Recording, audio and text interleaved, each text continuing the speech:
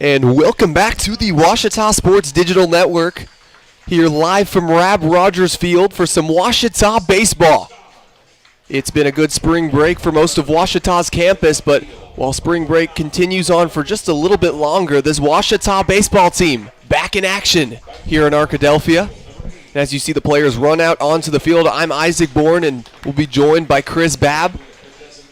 And the Tigers today hosting the Wonder Boys of Arkansas Tech in another GAC matchup this weekend. This game was originally supposed to be played yesterday on Friday, but postponed to a doubleheader today and then a 1 o'clock game tomorrow for two games today on Saturday and one on Sunday. And now looking into both of these teams just a little bit before we start the national anthem.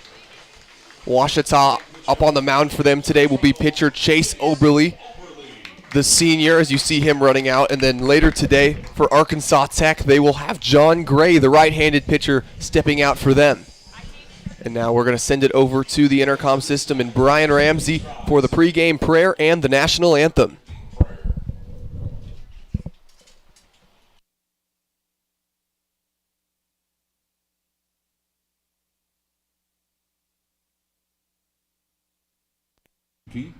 In this great game of baseball, we pray for an injury-free game, but most of all, Lord, we pray that in all that we do, think, and say, that we glorify you for your kingdom's sake.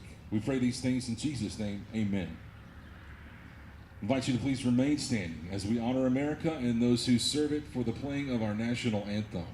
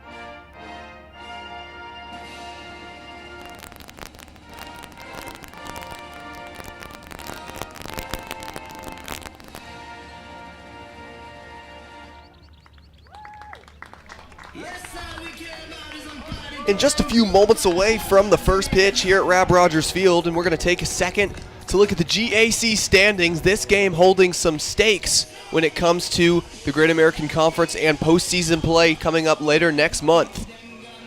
So looking at the Tigers on the season, they sit at 13-15 in the conference with a 10-8 winning record. Meanwhile, Arkansas Tech just a little bit further but ahead of them, 11-6 in conference play, fourth in the conference, and then 15-14 overall. So a win for Washita in this series would mean a lot going forward in the Great American Conference. And like we mentioned, Chris, this season a little bit different for Washita. The batting order in the lineup, with the loss of a lot of seniors last season, a lot of people thought that this lineup would not be the same, but it's definitely produced something that has put them towards the top of the conference. Yeah, tied for sixth there with Oklahoma Baptist after the series win last year.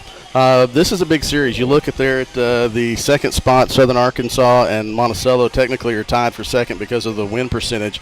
There are only 4 games difference between second and eighth. So halfway through the GAC the schedule, this is a big series for these two teams as you try to stay above that cut line there after Southeastern at 8. Chase Oberle coming on the mound today. Had a tremendous effort last week. I believe we have a graphic there that has what Chase did last week. He was the GAC Pitcher of the Week, the co-GAC Pitcher of the Week. Went 8+ innings and had a tremendous outing. Got the win in a key win in Game 1 over Oklahoma Baptist. But 8+ innings, the GAC Pitcher of the Week, 4 hits, no runs. It was a 1-0 win for Ouachita in Game 1. And there you see the 4 hits, no runs, 10 strikeouts, 6 walks. He's only allowed 1 run in this last 13 2/3 innings pitch. Now he does face an Arkansas Tech lineup that has been a decent hitting team, adding 284 on the season. In the top third of the conference, Ouachita still trying to get things going offensively. This has been a 10-8 season start to the conference race that has really been because of pitching and hitting. You know, Chris, whenever I see Chase is on the case, I think of my predecessor, Chase Hartzell, now working over at Henderson State. But, I mean, he was the voice of this baseball team for a good long while. That first one for Oberle going to go on the outside. And he'll find the zone here for his first strike of the game. Many more to come, as we saw last weekend. Yeah, Oberle, 10 strikeouts last week, only 4 hits in that 8+ innings pitched. He's going to get a piece of it, but he'll chip it off to the right side. It'll be Tyler Sardelli, batting .316 on the season. He's had 30 hits and a home run along with 18 RBIs. And he'll put that one out in center field, and the easy grab is made by Now. So the Tigers, they'll notch their first out of the inning, and now with 2 more to go, stepping up to the plate for the Wonder Boys, junior Cole Dawson.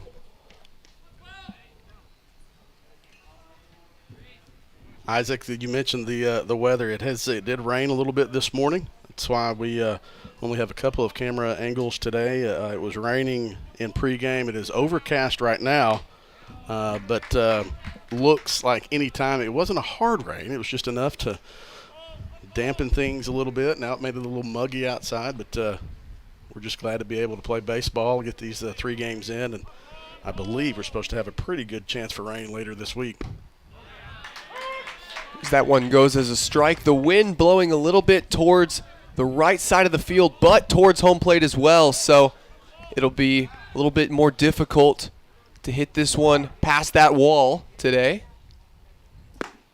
And that's a swing and a miss for Dawson, and Oberle, he's notched 2 outs in the inning, 1 on the fly out earlier, and then the strikeout goes as his first of the game. You know, last week against Oklahoma Baptist, Ouachita starting pitching really did a good job of getting ahead in the count, and then also using the breaking ball, starting out over the middle of the plate and breaking away from those right-handed batters, Oberle being a righty, House being righty in that starting rotation. They really did a good job of getting ahead in the count and then locating the breaking ball. It was a free-swinging Oklahoma Baptist team. You probably see a lot the same this weekend. Now up to the plate, Simon Murray. We'll see what he can do here. Oberle, that one goes a little bit high.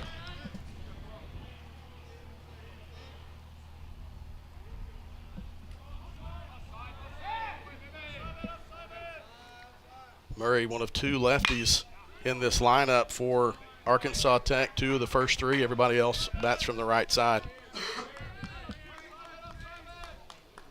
Murray, the transfer from Truman State University, native of the same state as well. We'll see what he does. That one's a swing and a miss, and Oberle, he'll face the minimum in the first inning, and the Tigers will head to the plate after the break. We'll be right back here on the Ouachita Sports Digital Network. I'm attorney Taylor King. For years, you've heard us say we'll be on your side, by your side. I'm attorney Austin King. At Taylor King Law, we stand by that promise. And I'm attorney Maggie King Davis. I'm proud to be a part of a team of dedicated professionals who are prepared to be on your side and by your side when you need us most. If you've been injured, contact the Taylor King Law Firm. And we, and more, will be on your side, by your side.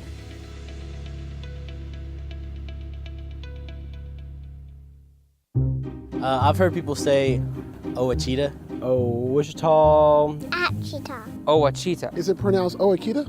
Searching for Ouachita Baptist University. Back in Texas, everybody pronounces it Wichita, but really, It's Washita. Washita. Washita. How would you pronounce it? Washita. Washita. It's Washita Baptist University. Get it right. It's Washita, people. It's Washita. Washita.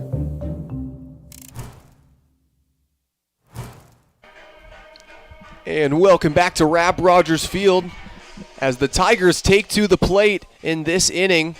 Looking at this Washita lineup, leading off will be Isaac Now, followed up by Wesley Scott and Garrett Graham as the first three. Followed up behind them, freshman Gavin Jacobs, then Jackson Jester, Joseph Bolin, Austin Gathright, Cole Bedwell, and finishing up the lineup will be senior Reese McWilliams. Isaac, the Tigers will face John Gray, a senior right-handed pitcher, 5'10", 205. This is only his third start. This will be his 8th appearance, but only third start, 16 1/3 innings pitched. And I was looking at the starting lineups, the starting rotation. It's kind of been a little bit different for Arkansas Tech. Then they go with John Gray, the 5'10", 200-pound senior from Youngsville, Louisiana, transfer from UNO. Gray on the season, you see those statistics. With a 10.47 ERA, he'll look to go up against Isaac Now, the senior for the Tigers. Second on the team in home runs with 4 on the season. He's got 13 RBIs, leading the team in hits with 32, and he's crossed the triple-digit mark in at-bats, the only one to do it for the Tigers this year. Now he'll foul that one up high. Isaac last week against Oklahoma Baptist in Game 3. Isaac Now led off the bottom of the first pitch swinging, a home run to left field. It was a game that was 11-9 in the 8th inning. Had the tying run at the plate, and then Oklahoma Baptist kind of exploded in the 9th. But it was a big series win for Washita last week, winning those first 2 games on Friday. Obviously, if you can get a series win, 2-1 in a series, it's going to help you in those conference standings. This first game's a big one for Washita. They're going against Gray, that's only had only his 3rd start of the season. And one thing with this Tiger team, they've shown the ability to use their bats when they can't, when they need to. Now looking down at a 1-2 count. He fouled the first 2 off. That one wisely let it go by. And Gray, that one just a little too high. Isaac Now hanging in there.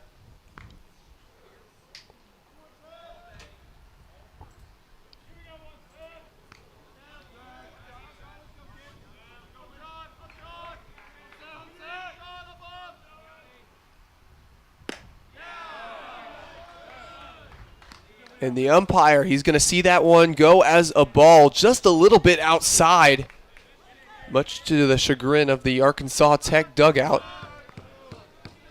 Full count. Payoff pitch by Gray here. And now he'll keep himself in it, and he'll foul it off behind him. Isaac, this is the first game of our series, obviously, but Arkansas Monticello and Harding finished their 3-game set last night. It was the doubleheader yesterday, in which the 7-inning game, which was Game 2, went 13 innings. UAM won 4-3 in 13. They won the series in Searcy 2-1. And a big series in the stakes of the GAC standings. Meanwhile, now he'll be the first man to touch base in this game on the walk. Now that sets up the next batter, Wesley Scott, the sophomore switch hitter. He'll bat from the left with his left hand from the right side on your screen, or I guess on the left side of your screen.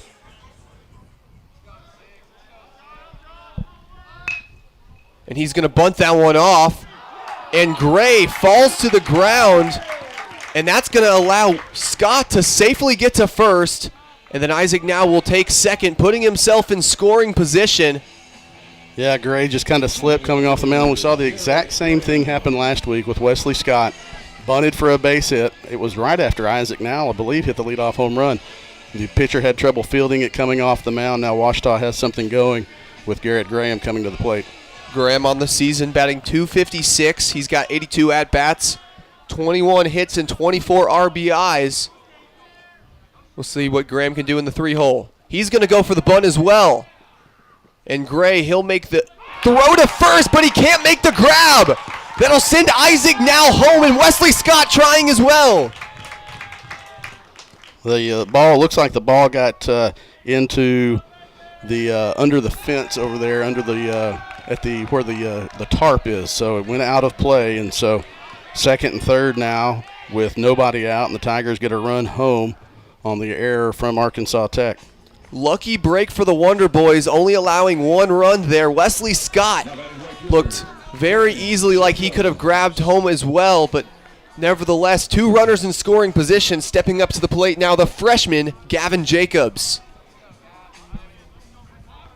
And what a sequence of events to start the offense for the Tigers today. Yeah, that's why you put pressure, and who knows what's going to happen. And, you know, he had just fielded a slip coming off the mound to field a bunt that Scott let down or put down. So hopefully something can happen. You make it happen, and it does. And Jacobs, that one a little bit curve on it. Scott, he's going to go home, and he'll grab it. Wesley Scott, he'll put the second run up on the board for the Tigers after the sacrifice fly out to right field by the freshman. Productive at-bat from Gavin Jacobs, getting Wesley Scott home. It was a line drive, but Scott has good speed, and he was tagging on the catch, and then the throw was up the line towards first base. Tigers lead 2-0 now as the 5-hole for the Tigers. Freshman Jackson Jester will step up to the plate.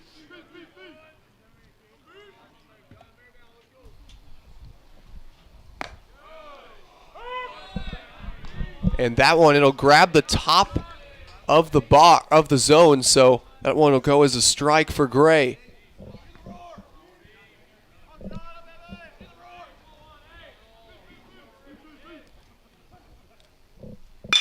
Jester, that one's got some speed on it. And thrown out at second will be Graham. He's unable to get back to the base. Great decision that time by the shortstop for Arkansas Tech just to get himself an out.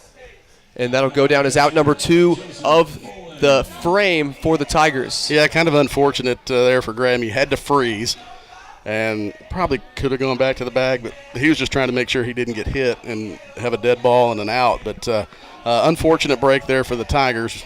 Fortunate for the Wonder Boys. A nice play by the shortstop, Cole Dawson, of freezing Graham and then getting him out, making a nice throw back to second. Now here's junior Joseph Bolin up to the plate. He's batting .219 on the season. He's got 16 hits, 11 RBIs, and a home run to his name. The biggest of those 11 came in the walk-off win in Game 2 last week against Oklahoma Baptist. Gray, he'll start off this count 2-0. A runner on first for the Tigers.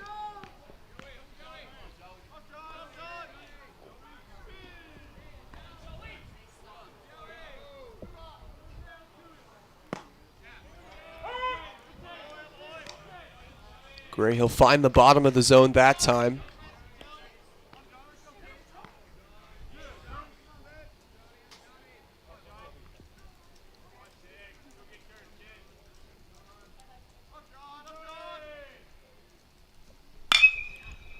And right to the glove of the third baseman for Arkansas Tech, Joe Kinneberg, and he'll be the one to end the inning for the Wonder Boys. We'll be back after the Tigers go up 2-0 here on the Ouachita Sports Digital Network.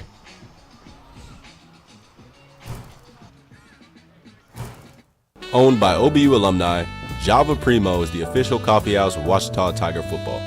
At Java Primo, amazing coffee is just the beginning. Try our great options at breakfast, lunch, and dinner, and don't forget about our amazing desserts. Also, shop Java Primo's gift selection 24/7 online at javaprimo.com. Go Tigers! Go Tigers! I'm Rex Horn, the Interim Executive Director of the Arkansas Baptist State Convention, and today I'm joined by my friend Dylan, who is an attorney with the Arkansas Baptist Foundation, with an important word for you. The foundation is here to help you support your Ouachita Tigers. If you'd like to create an estate plan that supports Ouachita and its mission, or learn about other giving opportunities, please contact us using the information below.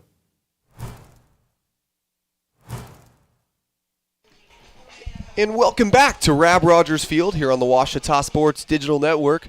Chase Oberly with 1 inning of work under his name. He'll look for number 2 here. Only 11 pitches to his name so far in this one. Yeah, it's an effective first inning for Chase Oberly. Saw the first 3. He'll face 4, 5, 6. Take a look at the rest of the starting lineup. Christian Olea, the catcher, Sawyer Duddleston, Kirby Jenkins, Colby Webb, Joe Kinneberg, and Luke Ray. Lots of righties from here on out to the end of the lineup in the 4 through 9 to face the righty Chase Oberly. And we already talked about Oberly's weekend last weekend, but looking at the rest of this lineup on the Ouachita defense, we'll see what they can do here. It was a productive weekend, and Ouachita does not have the best team batting average. I mean, it just is what it is.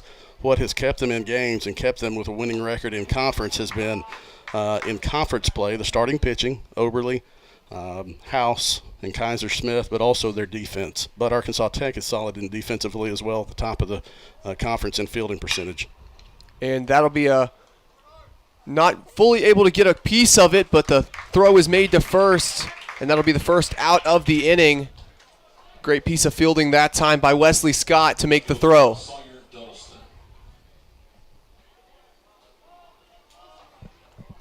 That'll set up the next batter for Arkansas Tech. It'll be number 18, Sawyer Duddleston, senior, batting .298 on the season. You look at these starting lineups for Ouachita. You mentioned replacing a lot of bats from last year, a lot of graduated seniors. This Tech lineup has 6 seniors in the batting order, and Gray on the mound is a senior as well. And Oberly, the senior on the mound as well, will force a swing there by Duddleston. And so 1-1-1 reads the scoreboard. 1 ball, 1 strike, 1 out. This is also a Tech lineup that has all but 3 batters with a batting average over 300, and Duddleston is one of those. He under the 300, he's at 298.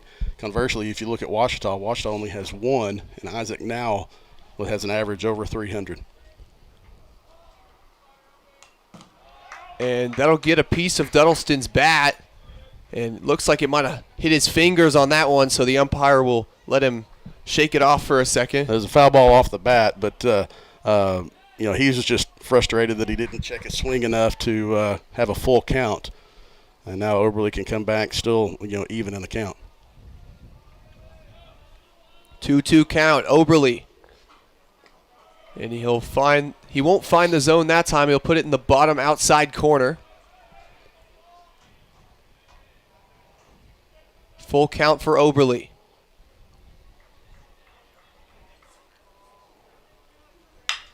And Duddleston, he gets his bat on it, and the grab is made out in left field.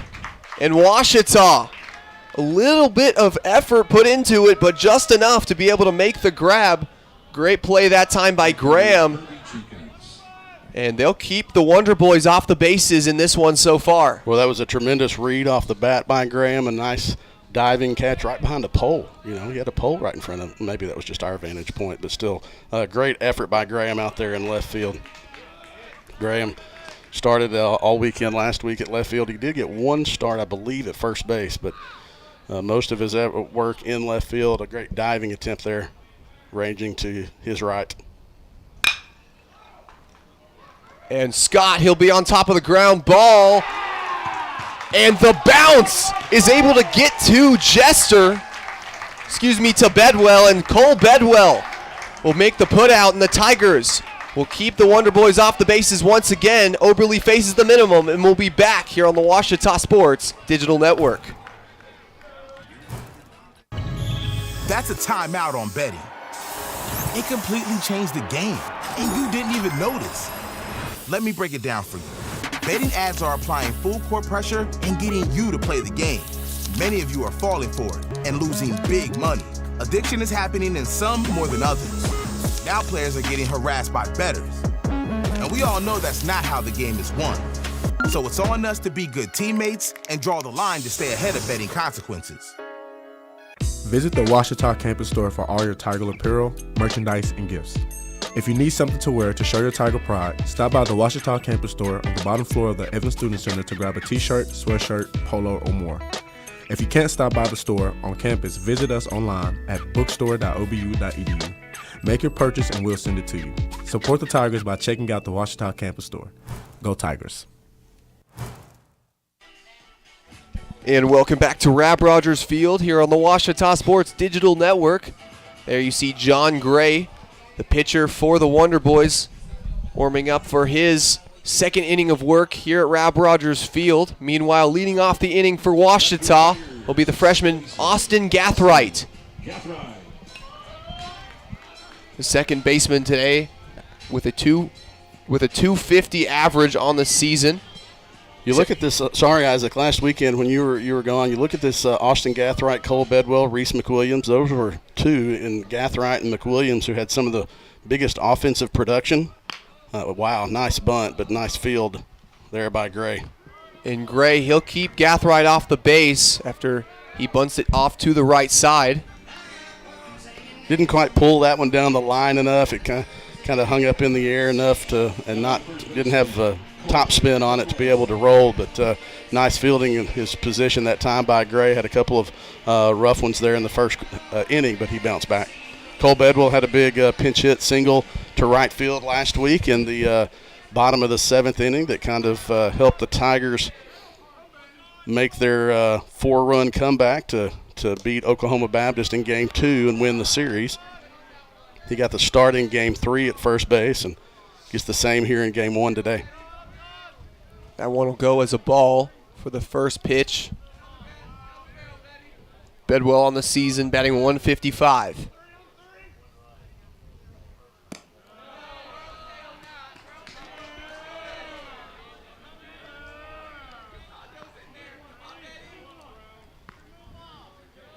Does have 3 doubles, 7 RBI in his 58 at-bats, 9 hits. And Gray digging himself a little bit into a hole here. 3-0 count. He'll look to battle back as Bedwell has wisely watched them go by so far.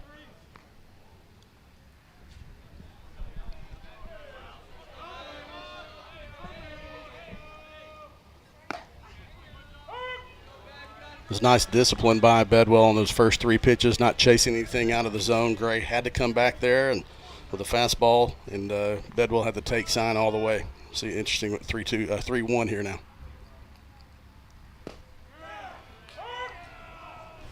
And he'll find the bottom of the zone, so Gray, he'll get 2 strikes in a row and send us to a full count. We'll see what he can do. Last time it was a full count. Gray picked up his first walk of the game against Nowell. Bedwell, he'll pop that one up towards right field. And the grab is made by right fielder Kirby Jenkins. And that'll be 2 outs in the inning, now hoping to change the tide in the 9-hole senior Reese McWilliams.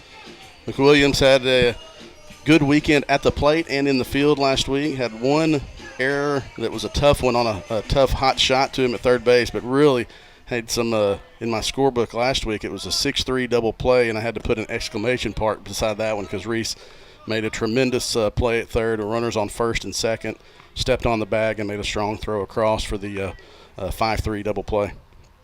I said 6-3, it was 5-3.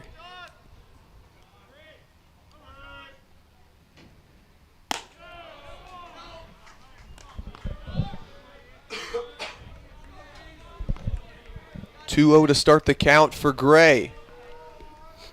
He was able to battle back last count against Bedwell. McWilliams, he gets a piece of it.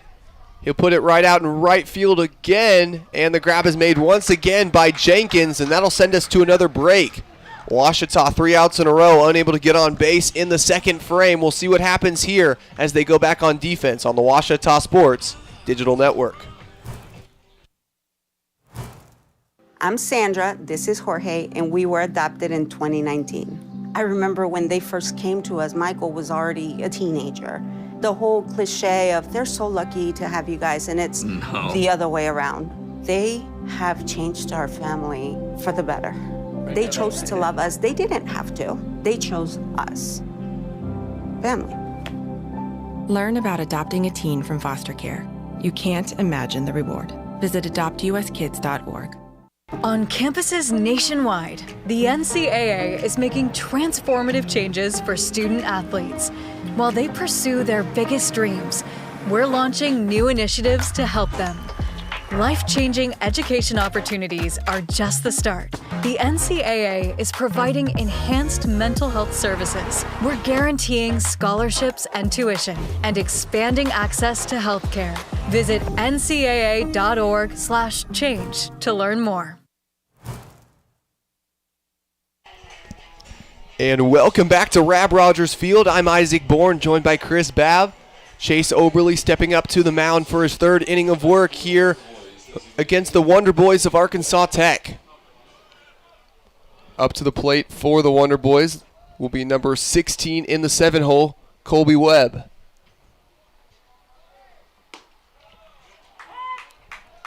So far up to this point, Oberly has faced the minimum. He's had 2 innings, seen 6 batters, and got all 6 of them out. Not allowed a single runner on base. Yeah, they appealed down to first. He didn't quite check his swing on that one. 83 mile an hour off speed pitch from Oberly.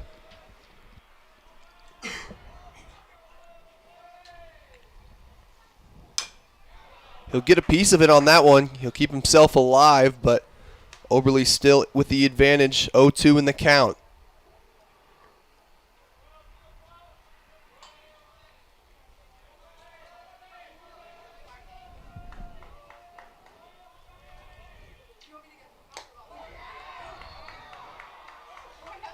They are going to say that it hit the wrist of Colby Webb.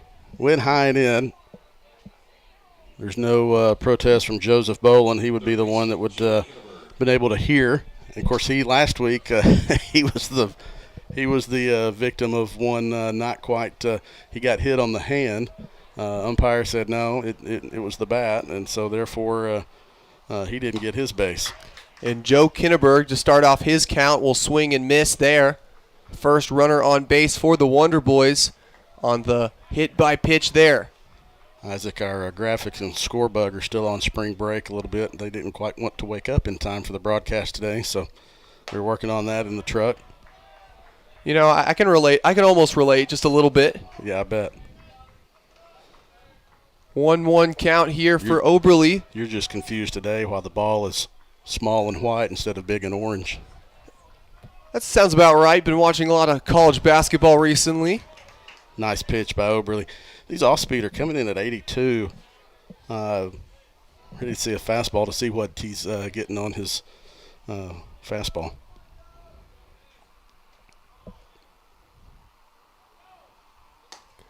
And a swing and a miss that time. Oberly, yet another strikeout. He's got 3 today. Kinneberg, he'll head back to the dugout. And now the 9-hole batter will be Luke Ray for the Wonder Boys.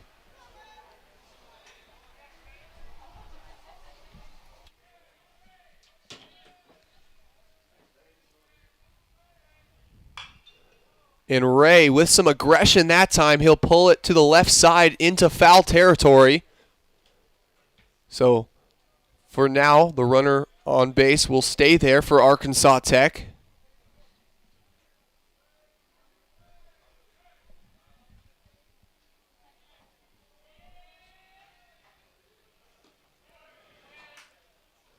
And that one just a little low and outside for Oberly, so that'll go down as a ball. Colby Webb, meanwhile, on the season, is yet to steal or attempt a stolen base. So Oberly not checking on him. Meanwhile, though, this Arkansas Tech team has been aggressive with their other players on the base paths.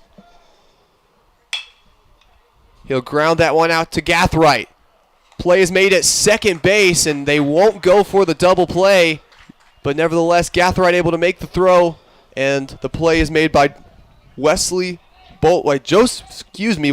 Scott out at second base. Yeah, it wasn't a double play ground ball. Gathright had a decision to make. Do I go to first and get the sure out, or do I think I have enough time to get the lead runner at second? Gathright made the right decision and a good throw.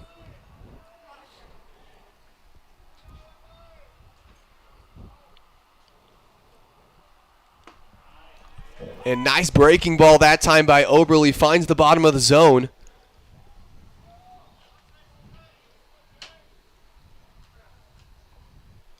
And the sun's starting to peek out just a little bit here in Arkadelphia. Wind dying down a little bit as well, as Oberle's going to check on Webb on first base.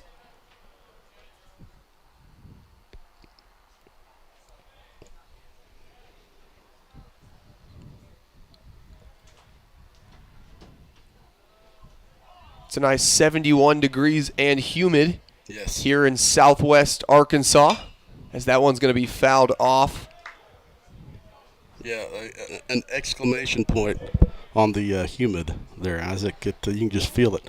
Feels like summer here at the end of March. It just feels like the sky's really thick, and interesting to see. That's got to be to the advantage of a pitcher. Oberle going to check on his runner again. 0-2 count for him, so one more strike spells the end of the inning. Spells the end of the frame, excuse me, though. Turnover innings.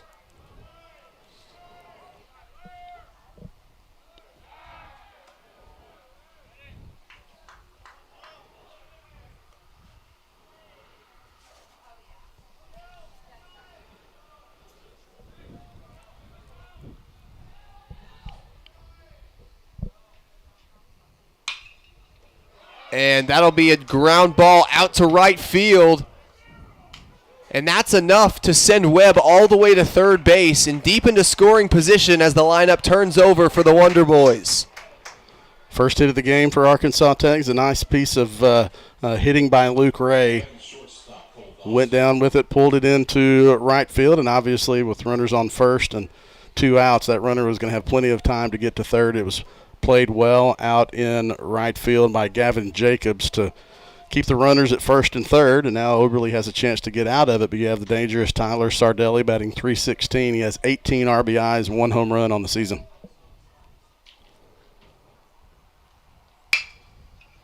Sardelli, he'll hit that one up the middle, and that'll send a runner home for Tech. That is the definition of up the middle. That went right back up the box. It was a ground ball, but it was perfectly placed by Sardelli. Gives him 19 RBI on the season. Just nothing Oberle could do about it, and it was right over the second base bag, so Gathright couldn't get to it either. And hoping to stop the bleeding now, Oberle. He's got to face off against Cole Dawson, the leader on this team in batting average when it comes to, also when you're talking about games started, also you look at all of these players. Colby Webb with a .423, but Cole Dawson with 27 starts with a .381 batting average.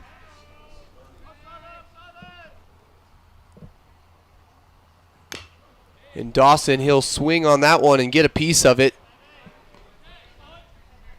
Runners on first and third for the Wonder Boys, so a dangerous opportunity for them.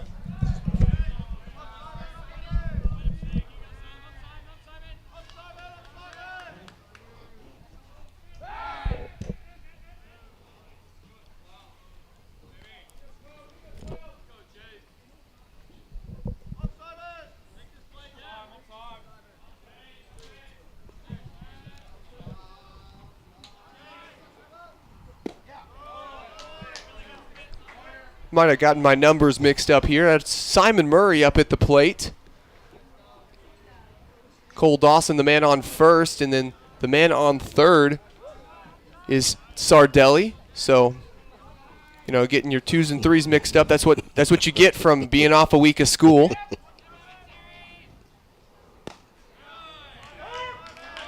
Oberle able to find the bottom of the zone, so you can tell he hasn't missed any time here. Murray didn't like that one. Caught the bottom part of the zone, and now it counts 2-2 with 2 outs and 2 on.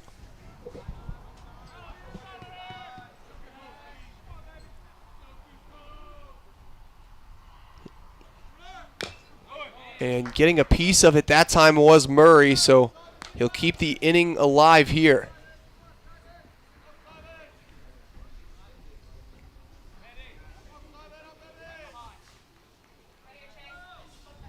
Two reads the scoreboard. 2 balls, 2 strikes, 2 outs. The senior trying to send his team back to the dugout. Murray, he'll clip it out to right field, and Gavin Jacobs gets under it for the grab. Oberle, he'll relinquish 1 run in the inning, but the Tigers still lead 2-1 after 3, and they'll go to the plate for the bottom half of this 3rd inning here on the Ouachita Sports Digital Network. Whether you realize it or not, you see the work of bats and signs all around Arkadelphia. When you see the Badger equipment trailer on the way to a Badger game, Bats and Signs did that. When you're watching the Badgers, Tigers, or Reddies and see the signage that just really makes their facilities pop, Bats and Signs did that too. You see the signage in downtown Arkadelphia, on the campuses of Ouachita and Henderson, or the sign in your neighbor's yard supporting a candidate or their favorite Badger? Yep, Bats and Sign did that too. Longtime residents and supporters of all things Arkadelphia called Mark, Jared, Chris, or Ryan at Bats and Signs today to see what they can do for you. Mom was always very self-sufficient, but we started noticing things were off. I was forgetting my responsibilities at work. I told Mom we should visit a doctor. Alzheimer's. It was hard to hear that. Early detection gave us time to seek information and support as a family. I've never felt more connected with Mom. If you or your family are noticing changes, it could be Alzheimer's. Talk about seeing a doctor together. I guess that's what happens when you are trying to look at stats and run a camera and figure out, communicate with the trailer. You just miss a batter. It happens, right? So I said Sardelli had the RBI and picking up with 19. It was actually Dawson who had the RBI, and he's at 20 now. Regardless, hey, players have errors in the field. We had an error in the booth, right? And it's just kind of what happens. You know, Arkansas Tech, as they step onto the field, they're hoping to keep that error at 1, just as we are as well. That's good. That's a good little wordplay. Tigers go back to the top of the order. Looking at John Gray, he's gone 4 innings in his last outing. He was 4 2/3 in his previous outing against Southeastern. Those were the 2 longest outings of the year for Gray. Here he starts his 3rd inning of work. His offense helped him by getting 1 of those runs back. Now he was the first one to step up to the plate earlier today, and Gray sent him to first on the walk. Then Wesley Scott, following after, was able to send him to second on the bunt, but now was the first man to find home plate for this Tiger team, and that is why they lead in this one. We'll see what he can do facing a 1-1 count here.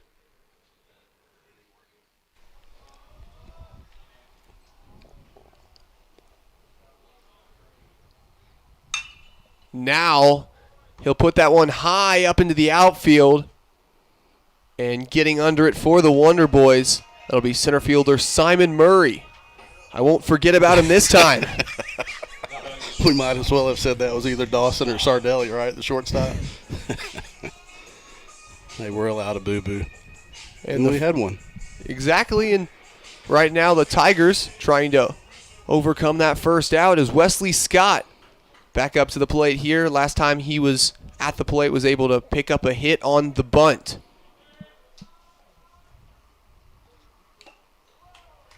He'll get a piece of it that time.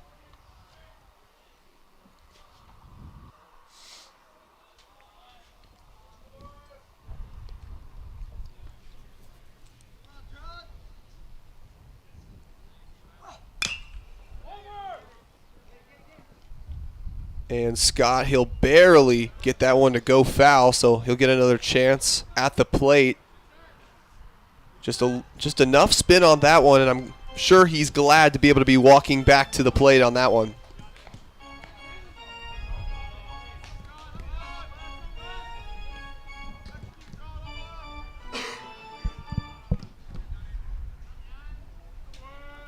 Oh-2 count for Scott.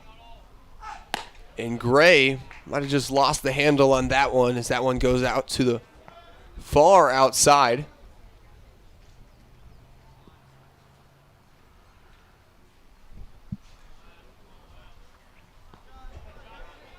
It's always worse when it's the other team's batters because, you know, someone sitting at home was like, guys, you have no idea who's batting. You're completely off. It happens. 1-2 count for the Tigers.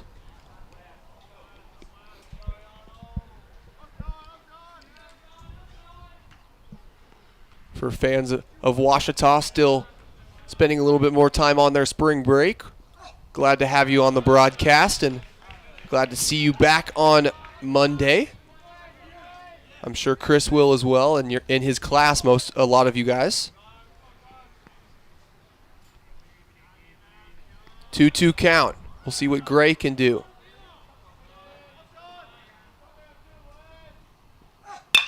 And Wesley Scott able to get it to the outfield. The grab unable to be made that time by number 4, Luke Ray. I'm sure he wants that one back. He was able to hit it to his glove, but just bounced off. And Scott able to overcome some trials in that count, and he'll take first base. Yeah, just about 2 inches short of that one was Ray in being able to make that catch. Wesley Scott needed that one for himself. A good hitter. We saw that last year. Had a rough weekend last weekend, batting .268 on the season. You mentioned he's a switch hitter. Last week we saw him bat righty, some against the right-handed pitchers. He went back to the left side, and nice base hit. That's baseball, man. You hit a ball, and second baseman has a beat on it. It was just 2 inches probably short of Ray being able to make that catch. 2-0 for Gray. Garrett Graham looking to pick up another hit here.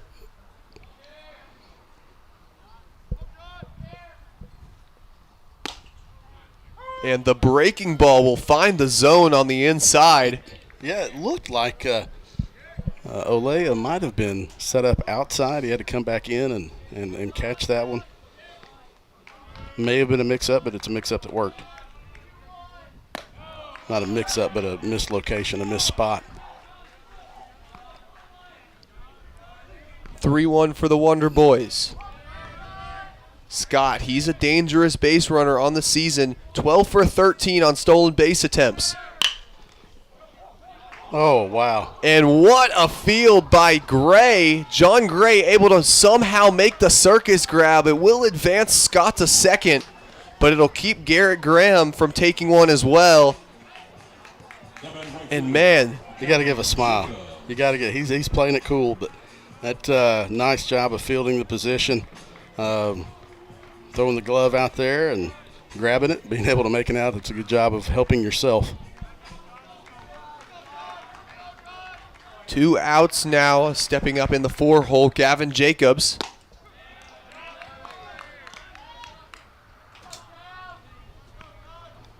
The redshirt freshman out of Bossier City, Louisiana.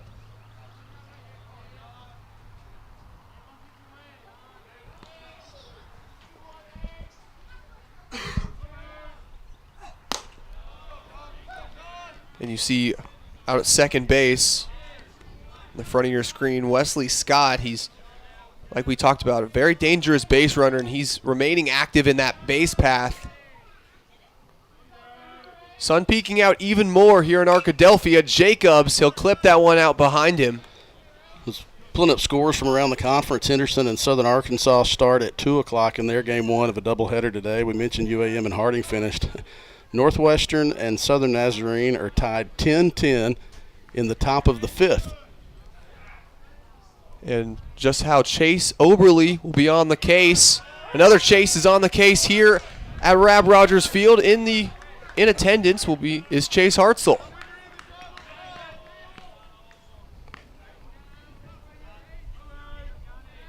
Two is the scoreboard. 2 balls, 2 strikes, 2 outs. 1 strike away is Gray. Oh, you dodged. Isaac, I saw you. I'm going to sell you out to everybody that you jumped when that ball hit the net. You did. You did. I did? You did. Well, it was that and fouls it off right behind him, right towards us. You're behind a glass, too. Behind glass and behind net, but as a little scaredy cat I am, has to make sure I'm not going to get hit by it. Full count here for Gray, 3-2. You know, Matthew Branch, the assistant athletic director of communications, had a mega mitt that Matthew used to carry to some softball broadcasts. My cord's not long enough to look around and see Matthew, but he had mega mitt. And I talk about mega mitt, it was huge. he could have caught that. You could have used Mega Mitt right then in case that ball did get through a net and a piece of glass. Are we talking about like a catcher's mitt here? No. It was a glove that was oversized significantly. I'm talking like 2 feet big. That sounds like something baseball would have. Mega Mitt. I mean, it was not anything a player would use, obviously. But we did bust Mega Mitt out a couple of times. Just a fun little addition when Matthew was a student in OSDN. Jacobs, that one will foul off barely past the net, and he'll be able to head back to the base. But that one, many thought that would be the end of the inning for the Tigers. Wesley Scott in scoring position on second. So a hit for Jacobs would at least send Scott even further into said scoring position. Something has to give here. 3-2 count, 2 outs on the board. Gray trying to get himself out of this inning. And Jacobs, he's going to put it down out in right field, and Wesley Scott making the dash to home. And he'll get it. Ouachita, they go up 2 once again after Wesley Scott, some excellent base running, able to slide past home plate. Nice piece of hitting by Jacobs to get that one, go with it, opposite field. Obviously with 2 outs, Scott was going. It was nicely placed hit by Gavin Jacobs for his 15th RBI of the season. And Jacobs, he'll take first base, and now with some more to go, we'll see what Jackson Jester, his fellow freshman, can do here. Yeah, one of 3 freshmen in this Ouachita lineup. Jacobs, Jester, and Gathright. Excuse me, with as many at-bats as they've had over in the games as they've played, you know, they're approaching that, you're not a freshman anymore. Now, at some point, because you do play 50 games a year, it gets to be a longer season. You're like, then you start seeing some of that. But these guys have had a lot of ABs over the last 3 weeks. We're entering the back half of conference play. Jester, he'll get his bat on it, and he'll ground it out to the outfield. On the slide, trying to grab it was number 14, Cole Dawson, but the shortstop unable to get on top of it. And now another runner in scoring position for the Tigers. Just a nice piece of hitting. Both of the last 2 hitters for Ouachita have gone the opposite way. They've gone with the pitch, found a hole in the outfield and infield the opposite way, and they've been able to extend this inning with 2 outs. You know, last week Ouachita had 2 outs against Oklahoma Baptist and gave up 5 or 6 runs after an error. They were all unearned, but now they're trying to do that themselves, kind of come up with some offensive production with 2 outs. And Bolin, he'll watch that one go low in the 6th hole on the season so far. Joseph Bolin, he's got 11 RBIs, trying to increase that number here.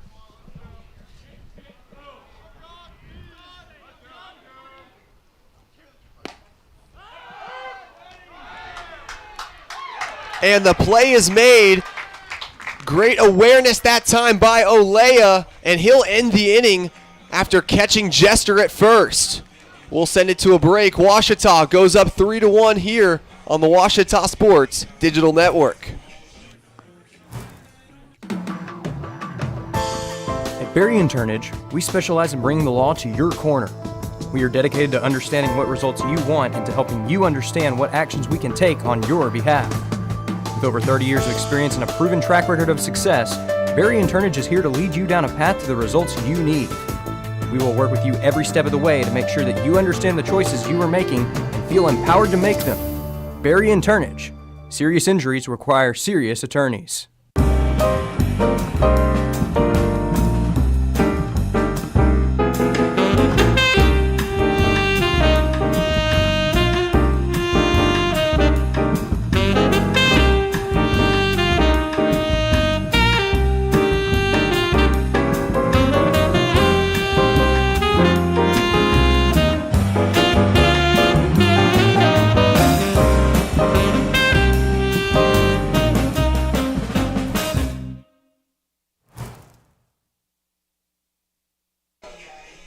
1 run on 2 hits, 1 error for Oklahoma Baptist. 3 runs on 4 hits, no errors for Ouachita. Chase Oberly comes out for the top of the 4th inning.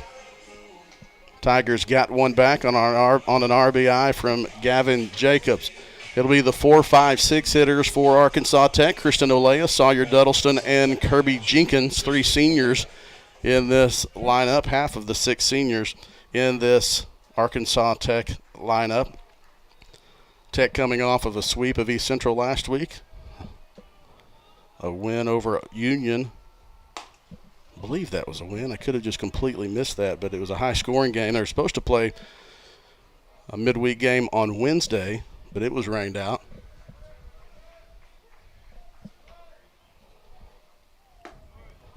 Coming off a win against Union, 14 to 10. I thought I saw a high-scoring game when I checked those. Ouachita did not have a midweek game this weekend.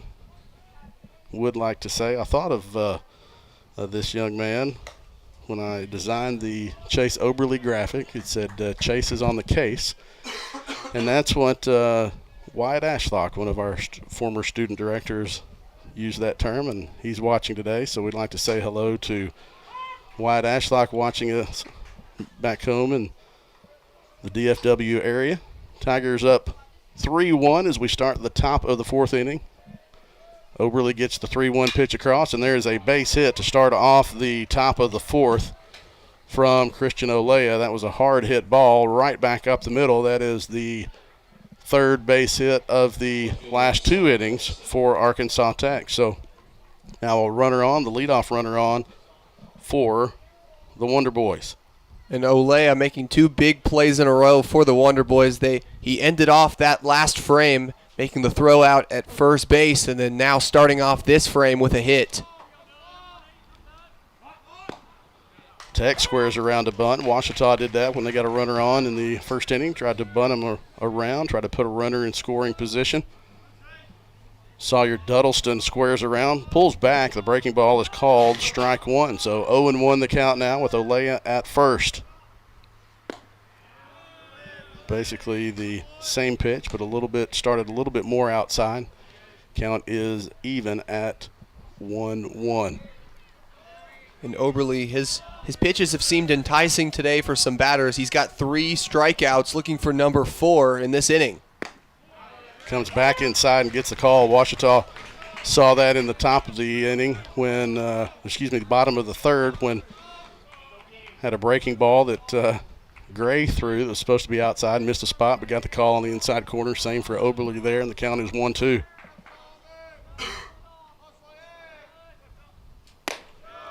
One-two pitch is high to Sawyer Duddleston, 6 foot, 190-pound redshirt senior from Springdale, Arkansas. Went to Shiloh Christian.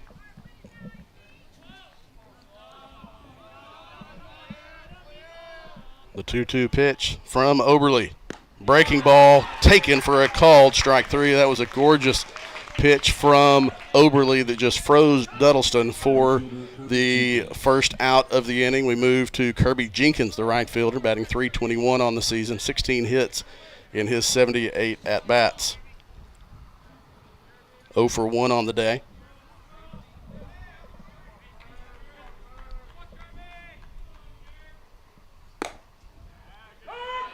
I'd like to have our gun was not connecting and working very well earlier, the app to connect to the gun. That one looked like it had a little bit more velocity on it as we have a throw over to first.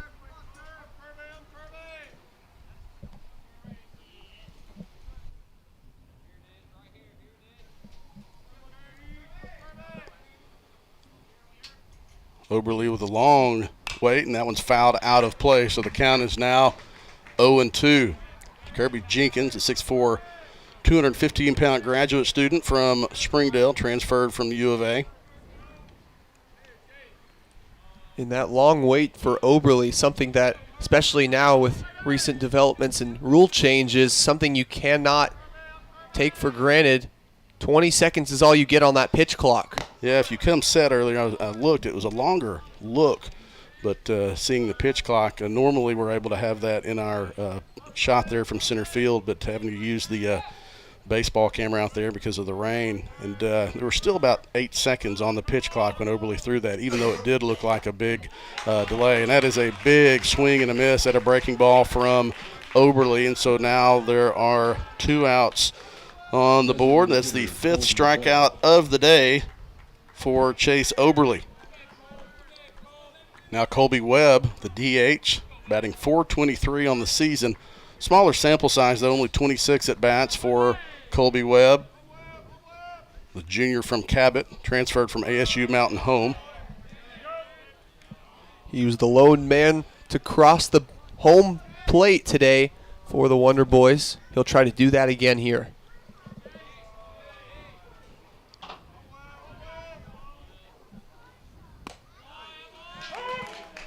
Breaking ball started over the middle of the plate. We see that. Of course, we have a great vantage point of that as well. You do at home also. But Ouachita pitching coach Dave Brown really on these right-handed batters. You see Bolin set up outside there. Oberle went with fastball inside. And Webb fouled that back. So the count is now 1-2 to Colby Webb, the junior from Cabot. That foul also grab a piece of our crowd mic as well, so you might have heard a little bit of buffering. Every once in a while. That pitch is going to get away from Bolin. It's a breaking ball low. Bolin blocked it, but just couldn't smother it. So that allows the runner to advance to second. So now with a 2-2 count and 2 outs, Colby Webb has a chance to cut this Arkansas Tech lead in half with a well-placed base hit with Olea at second. 2 balls, 2 strikes, 2 outs. Swing and a miss. Bolin is going to have to throw down to first. He lobs it down in time, and the inning is retired. So Chase Oberle gets out of that, stranding another runner for the Wonder Boys. We go to the bottom of the 4th inning as Weston Bailey. Boy, that one got our microphone enough that it fell down all the way to the ground. Thanks, Weston Bailey, OSDN member and a relief pitcher for Ouachita, replacing that microphone. We go to the bottom of the 4th. Tigers try to add to a 3-1 lead when we come back on the Ouachita Sports Digital Network, presented by Taylor King Law.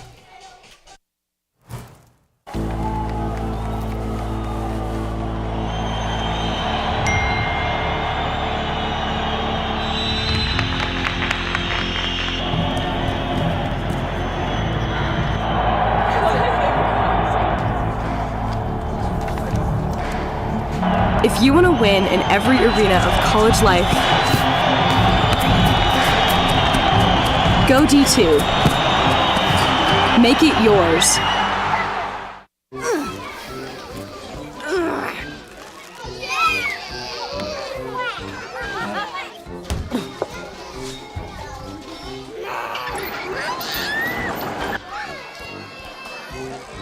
If you love them enough to crawl into a play place to get them to come down, then surely you'll check nhtsa.gov/the right seat to make sure they're in the right car seat.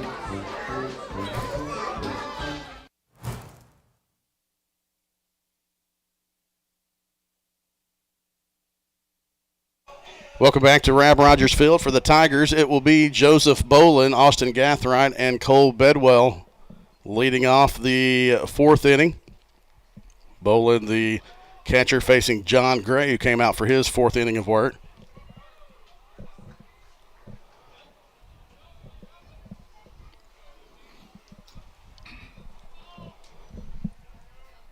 .1-0 pitch from Gray to the catcher, Bolin. Chris Babb here, joined by Ouachita Athletic Director David Sharp, as Bolin looks at that 1-0 pitch outside for a called strike 1. David, glad you're with us. Yeah, thanks for asking me on today, Chris. Appreciate it. Tigers trying to maintain and add to this lead here in the first game of a 3-game GAC series, second home series in a row for the Tigers, trying to get their second home series win. Bolin fouls that one up. Looks like there will be a play made. Nice play by Christian Olea, throwing the mask off and getting the first out of the inning. It was a good weekend last weekend as the Tigers won the first 2 games against Oklahoma Baptist to win the series. It was a crazy ending of the Game 3 as the Tigers had the tying runner on base in the 8th. Couldn't get it home, and then Oklahoma Baptist scored a lot in the top of the 9th. But Tigers got a good series win, and if you can get series wins in these conference series, it's very important. That's just what you need to do. You get series wins, it's going to put you in the mix at the end of the year, and that's what you want. To the plate for Ouachita now is Austin Gathright, one of the 4 freshmen in this lineup. 3 freshmen in this lineup. Gathright getting the start at second base, batting .250 on the season. 11 hits and 44 at-bats. 1-0 pitches catches the zone for a strike. You just showed me some pictures, and I saw the Kinneberg player for Arkansas Tech, and I said, I wonder where he's from. It said Utah, and I said that's got to be related to Coach Sharp's friend Bill. Yeah, Bill. That's a shot from Gathright to center field. It is a thick sky. We talked about that in a couple of innings ago. That it's going to take a shot to get one deep here, and that's the second out of the inning. Yeah, it's Bill and I grew up together in Douglas, Arizona. Everybody he sees, he'll tell them that my mother taught him first grade, which she did, and so our roots are deep and our friendship is very close. He's as good a friend as I have. There's several of my friends from out there that came to the Henderson game, last year, football game, and so anyway.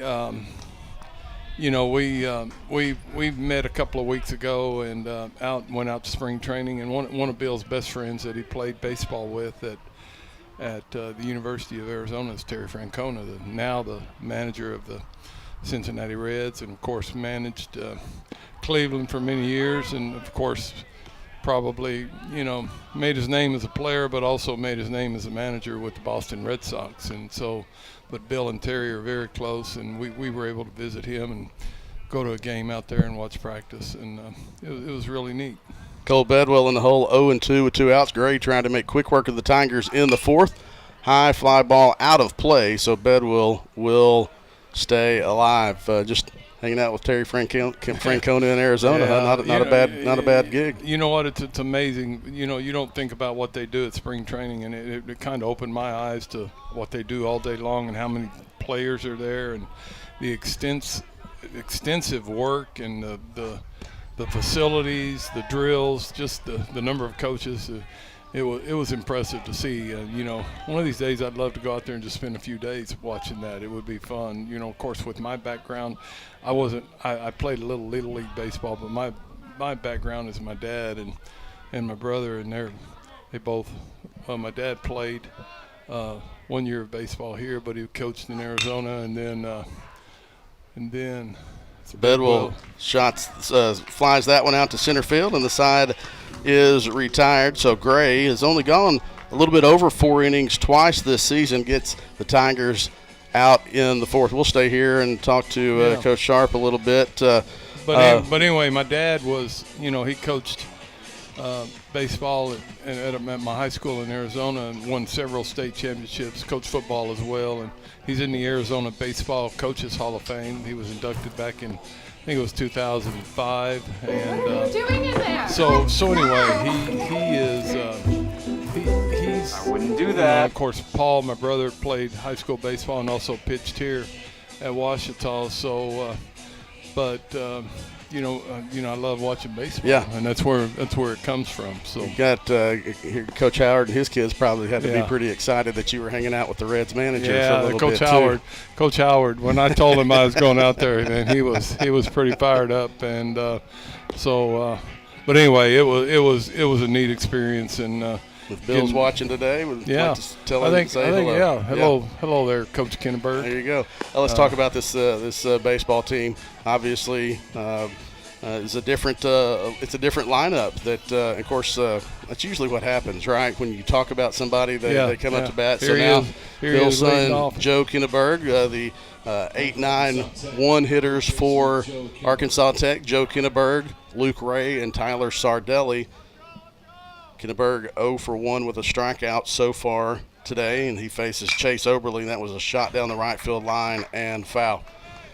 Coach, we talked about this Ouachita team 10-8 in conference. It's a completely different look than we've had the last couple of years. Lots of seniors, but just the fact that Skinneberg fouls that one into Bolin in the whole 0-2, to me, it's a testament to Coach Howard, Coach Burson, Coach Brown, finding ways to win in different styles. Completely different dynamics. I mean, you think of a third of your lineup last year that hit 45 home runs, and Skinneberg going to try to beat that one out, but Bolin with a strong throw down.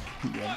But anyway, so I've been really, proud to watch them compete and how they have really dug in and found ways and persevered. And of course, Chase had a good outing last week and having a good outing so far today.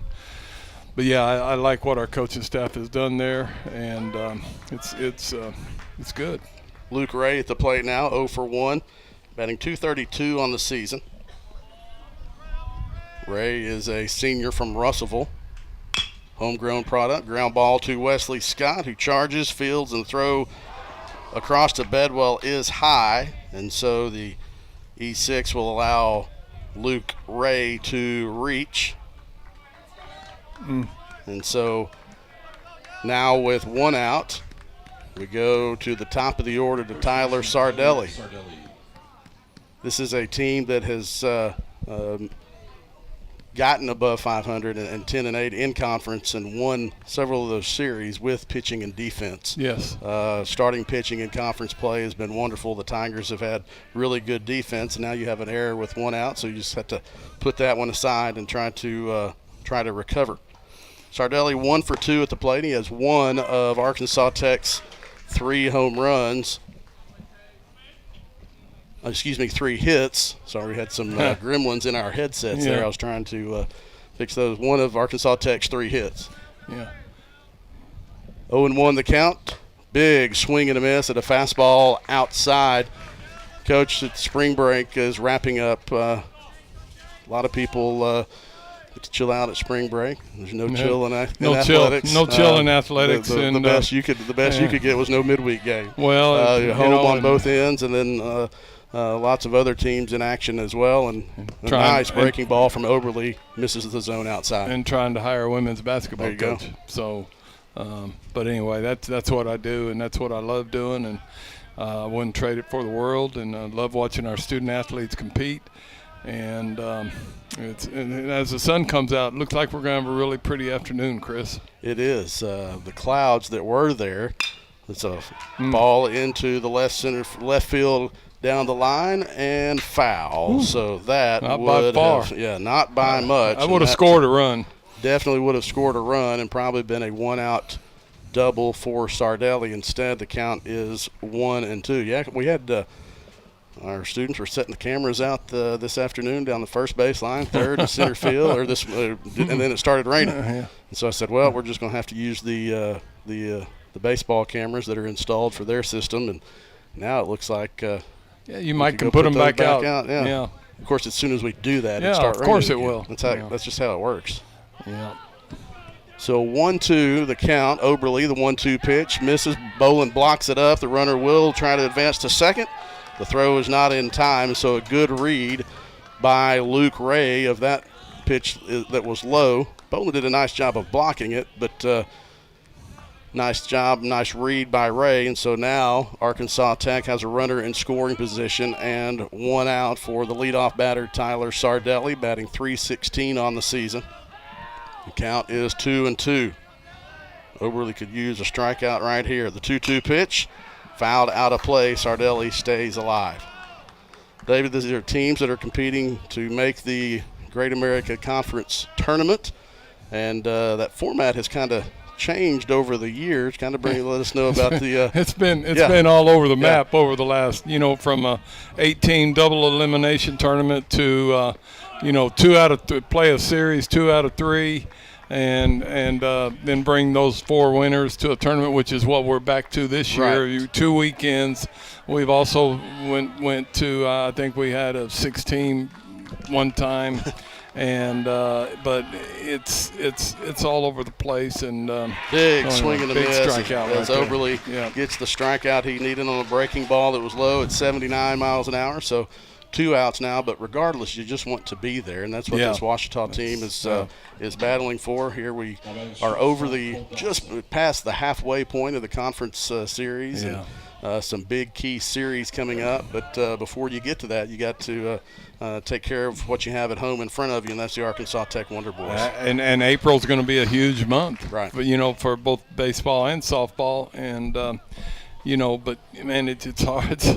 It's hard to believe. I was talking to somebody earlier, and 4 weeks from Monday, we'll be done with both seasons. And Oberle is going to get out of the inning, gets the high chopper back to Oberle, and the inning is retired. Coach Sharp, thanks for joining us. Absolutely, Chris. Appreciate what you do, and go Tigers. Got a midweek game here in a couple of weeks. I'm looking forward to back it. on the microphone. We'll do that. We'll do that. Sounds good. All right. Athletic Director David Sharp joins us for an inning. Thanks to David. Got to give a hello to his friend Bill Kenneberg, father of Joe Kenneberg from Arkansas Tech.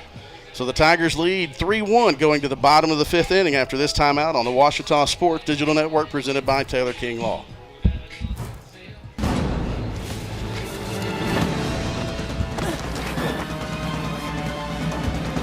Even the mighty might not see it coming.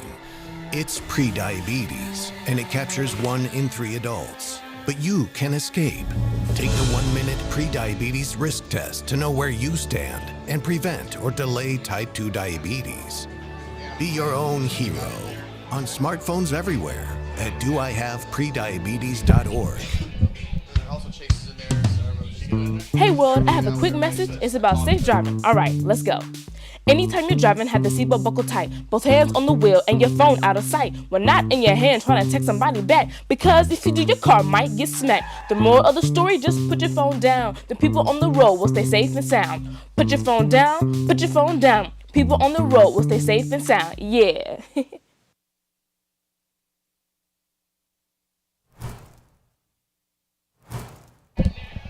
Back to Rab Rogers Field, although audio-wise, some of you never left. You got to hear Isaac Bourne and I have a good conversation up in the box, and we forget to mute the microphone. But hey, sometimes you can say things that you don't want to be heard, but we didn't. It was good. The Tigers lead off the bottom of the 5th with Reese McWilliams. It'll be 9-1-2 for Ouachita, facing John Gray out for his 5th inning of work. First pitch upstairs. Isaac, it's been an exciting season for baseball. It's been an exciting season. Isaac, in all of his spare time, after all of the work that our students put in for OSDN, and how much of that and they also go to class. The 1-0 pitches misses outside for ball 2. Isaac is a writer for a college basketball website, Mid-Major Madness. There's not a lot of mid-major madness in this NCAA basketball tournament. There's actually not at all any mid-major. There is not. Isaac covered the Lexington Regional. The 2-0 pitch is down the middle to Reese McWilliams for strike 1. And he's one of about 5 students who will be loading up with me on Thursday and heading to San Antonio to work the Final 4. And we will know who those 4 teams, as the 2-1 pitch misses outside to McWilliams trying to draw a leadoff walk. By the way, who those 4 teams are after tomorrow night's games. If we're going to go ahead and plug everything, if you want to catch any live coverage of the NCAA basketball tournament anytime this week, McWilliams fouls the 3-1 pitch back. Olea trying to make a play and cannot, because as you heard and saw, it landed there on the front row of the bleachers. But for anyone who wants to follow any live coverage of the NCAA tournament this week, you can go to my Twitter page or X page at IsaacBourne _. I like to call it Twix. On Twix, and we'll be live streaming. Yeah, but you do that. Wait a minute. You do that at times when people aren't.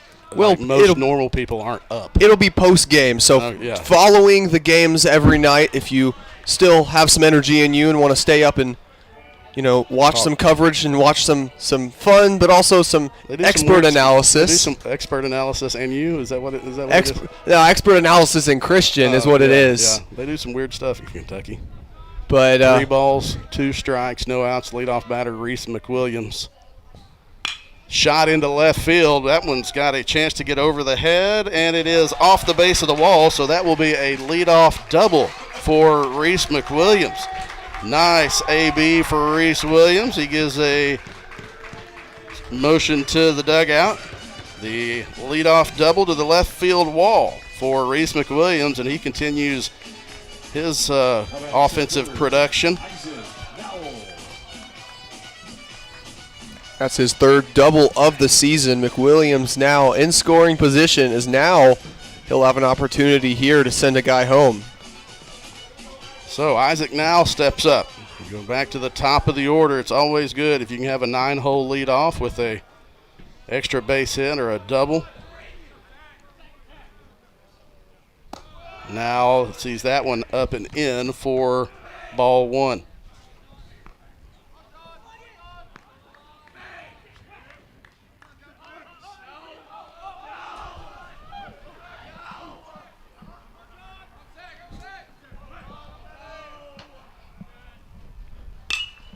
Now pops that one up into shallow right field. Second base drifts back, and obviously not going to be deep enough to advance McWilliams.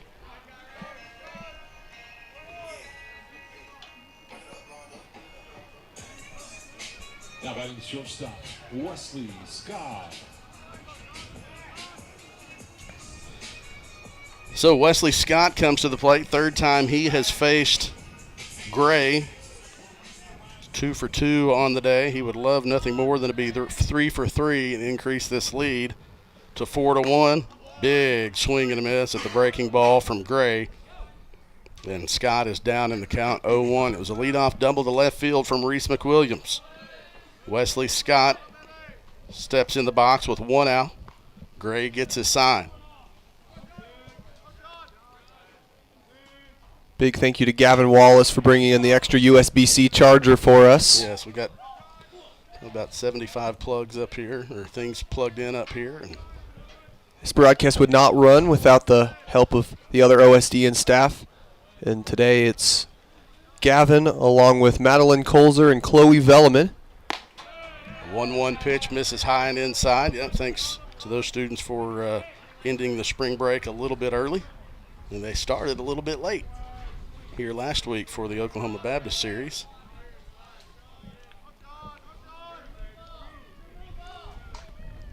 Two balls, 1 strike. Gray to Scott. McWilliams at second base, and Scott lays off of the 2-1 pitch.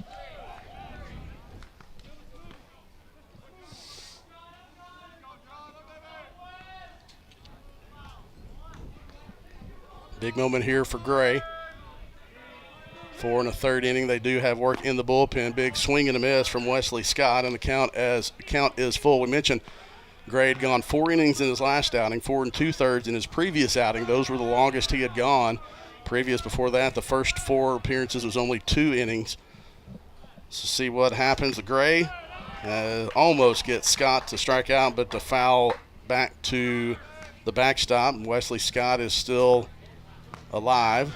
Trying to get a number of that pitcher in the Tech bullpen, but my eyes are, that's 24.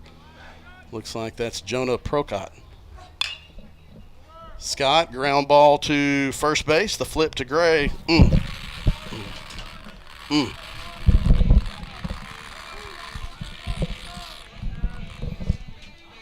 Sorry, I don't know if you heard that at home.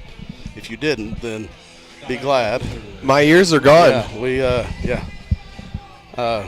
Sorry about that. It was a ground ball out, a 3-1 put out for That's what happened? Wesley Scott. Yeah, that's what happened. And so now 2 outs. McWilliams did advance to third. If you didn't hear that at home, then you're like, what are they talking about? We had a little technical issue, and our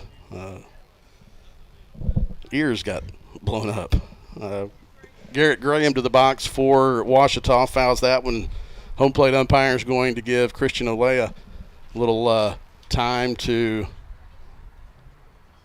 breathe and shake that one off. Looks like he's shaking his right hand. He gives the signal that he's good, so the umpire will walk back. This will be a big spot for Ouachita if they can get greedy and get this extra run home. it's not been a game where either team's had a ton of scoring opportunities. And so if you have one with 2 outs, sure would like to get that extra run home. The 0-1 pitch. Breaking ball catches the zone for strike 2. Garrett Graham, 0 for 1 today, 253 on the season. Does have 24 RBIs. That leads the team. I'm trying to add that to make it 25 right now. They're playing deep at shortstop. You see, ooh, and that is a foul ball. The fastball high and inside. Graham fouled that one into the Arkansas Tech dugout, and Gray wanted that one. Took that one right to the dome as well. Just glad he's okay there.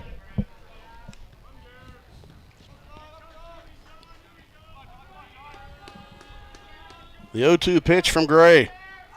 Outside, and you saw the catcher Olea set up outside.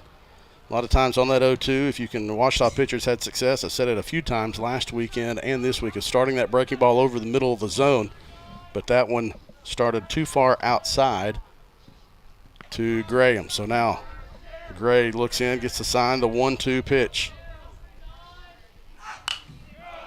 Fouled out of play. Garrett Graham staying alive. You hear Gray on our microphone giving a little extra. Glad we didn't put the cameras out when it was sunny, because the clouds have returned. Gray gets the pitch on the outside corner. He's fired up, as he should be. Strands a runner at third. And we are through 5 innings. Washita 3, Arkansas Tech 1. Back to Rab Rogers Field after this timeout on the Washita Sports Digital Network, presented by Taylor King Law. As at this time, Washita would like to recognize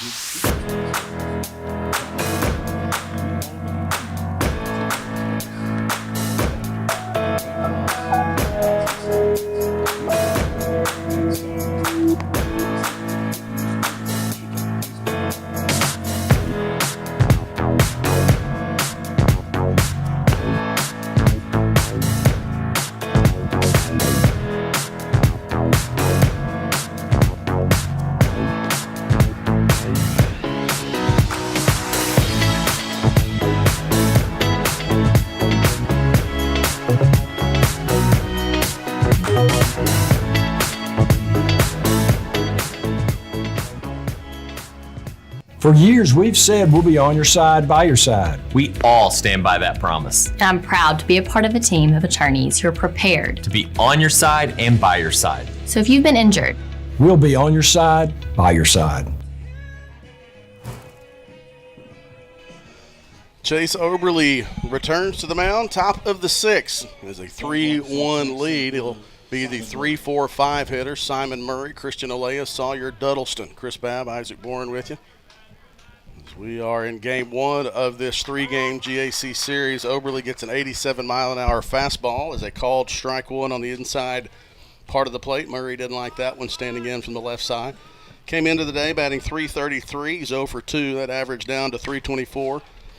Fouls the 0-1 pitch back to the net. Count is 0-2. Bring you some updated scores. I talked about the Southern Nazarene Northwestern 10-10 game in the 5th. Now it's Southern Nazarene 13, Northwestern 10 in the top of the 7th. That ball is going to get down for a leadoff single. He's going to try to stretch it to a double, and it is a nice piece of base running by Simon Murray as he goes the opposite way in the left center field gap for a leadoff double for the senior center fielder, Simon Murray from Lee Summit, Missouri. As I mentioned, he transferred from Truman State. It's now Christian Olea to the plate. Olea 1 for 2. So now for the second inning in a row, Tech has runner in scoring position, and Chase Oberly is going to have to battle.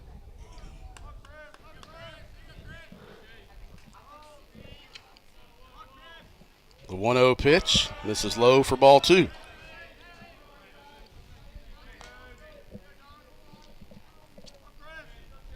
Leah, Duddleston, Jenkins, Webb, if anything else, or if anybody else reaches.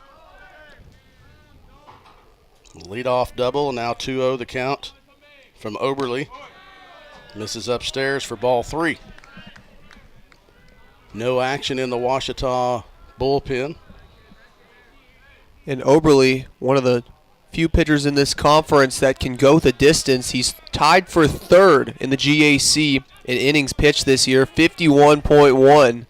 51 in a third, those innings so far. Fastball in at 88 for a called strike one. That was his 80th pitch of the day. Many of those pitches were no stress pitches, but he finds himself in a little stressful situation. Now Isaac now is going to try to come in, and he makes the catch at center field. Nice job, nice read off the bat by the senior center fielder, Isaac now. Left fielder, Sawyer Duddleston. Gavin Jacobs was backing him up and gives him 5, so Oberle gets the F8 for the first out of the inning. Now Duddleston to the plate, 0 for 2. With 1 strikeout for the senior left fielder. Breaking ball catches the outside part of the plate. 4-strike-1. Came in at 81. Fastball's been upper 80s. Breaking ball anywhere from 77 to the low 80s. The 0-1. Fastball right down the middle at 89. So 0-2 the count. Now to Duddleston. A runner on second and 1 out. Oberle just 2 away from double-digit strikeouts here as he looks down at his next batter.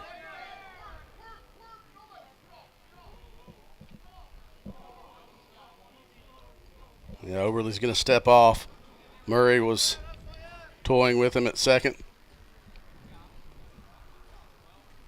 Head coach Dave Dawson is the third base coach, and he's trying to get him to get that lead a little bit bigger. See where Wesley Scott plays. The 0-2 pitch, ground ball right up the middle for a base hit. They're going to try to score Murray.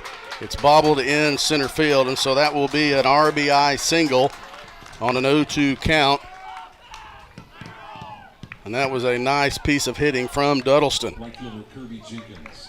And that run makes things interesting. Now just 1 away with a runner on base. Still 2 outs to go in this inning. And Chris, this game, what once was the Tigers having that insurance run, they now have no room for error. No, just one placed, well-placed pitch to induce a double play. Gets him out of the inning, though. Breaking ball catches the outside part of the plate for strike 1. That one came in at 78.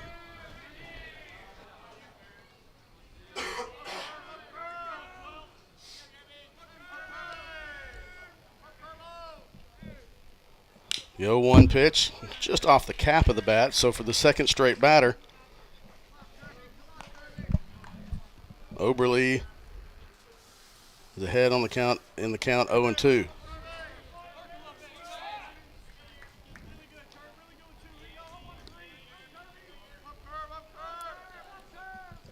Oberle looks back at first. The 0-2 pitch, could use a strikeout here. Throwback. And Duddleston dives in safely.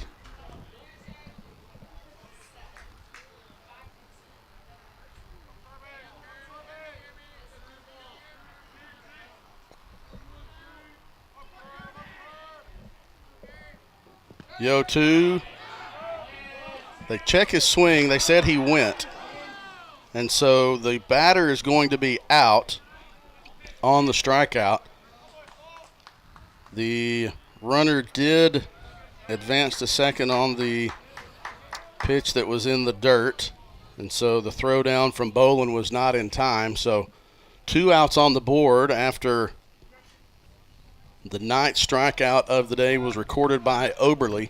I don't think Jenkins thought he went around, but indeed they did appeal down and got the strikeout. So 2 outs on the board, and Coach Howard's going to go out and talk to Chase Oberle. Not going to be a pitching change, because there's nobody in the Ouachita bullpen, but this is a big moment in the game.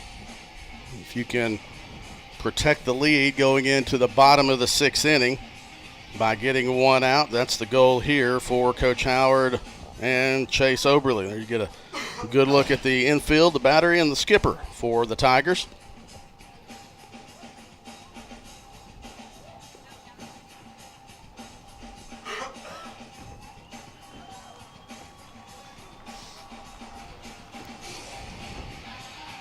And with these clouds starting to roll in here, like you mentioned earlier, we might see a little bit more moisture in the air. Maybe see some rain coming later. Not haven't checked the forecast, but certainly glad that we didn't place those cameras back out in the outfield. Yeah, I don't know if the forecast, the radar was not showing anything.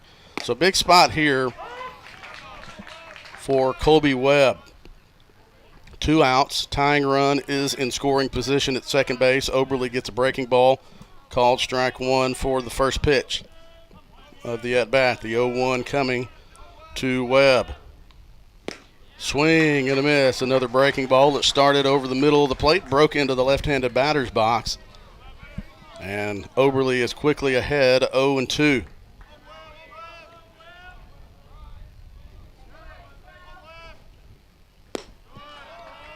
Try to get him fishing again, and good discipline.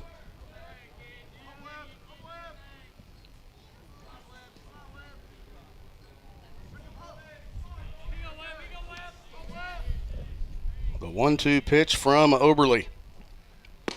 Taken for a called strike 3. Webb didn't agree with it, but regardless, it is strike 3, and Oberly maintains the lead for the Tigers, stranding the tying run at second base. So Tech does get one back. We go to the bottom of the 6th. Ouachita 3, Arkansas Tech 2. We'll be back after this timeout on the Ouachita Sports Digital Network. Food isn't just fuel to live, it's fuel to grow. My family relied on public assistance to help provide meals for us. These meals fueled my involvement in theater and the arts as a child, which fostered my love for acting. The Feeding America network of food banks helps millions of people put food on the table. When people are fed, futures are nourished. Join the movement to end hunger, and together we can open endless possibilities for people to thrive. Visit feedingamerica.org/actnow. In the number 2 position on our top 30 countdown this week, here's In Your Hands. Hey, are you trying to kill us both? What? Are you aware that on average there are almost 10 texting and driving deaths each day? No, that's awful. Yeah, it is awful, so don't do it. The text can wait. Thanks. Anytime.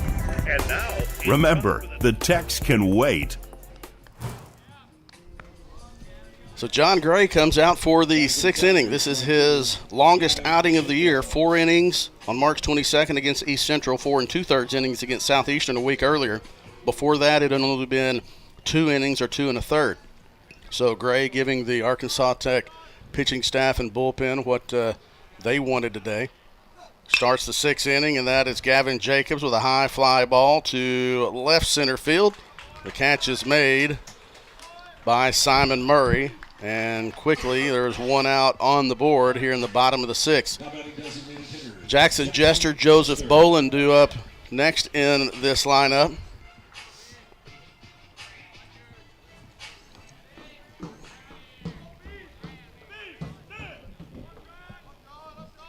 Jester stands in from the left side. Takes a called strike 1. Jester is 1 for 2 today. Average is now .245 on the season. Still looking for his first home run. The 0-1 pitch catches the inside part of the plate for strike 2. The pitchers have lived on that inside corner to both left-handed and right-handed batters. In the pitcher-friendly zone. 2 runs on 5 hits, 1 error for Tech. Jester fists that one into left field, and it's going to be caught out in left field by Sawyer Duddleston. Tremendous effort by Duddleston in left field to track that one down and make the catch. for the second out of the inning. It would have been a one-out single as kind of got in on the hands of Jackson Jester. Went to left field, and tremendous job by Duddleston of helping out his pitcher. Bolin, the catcher.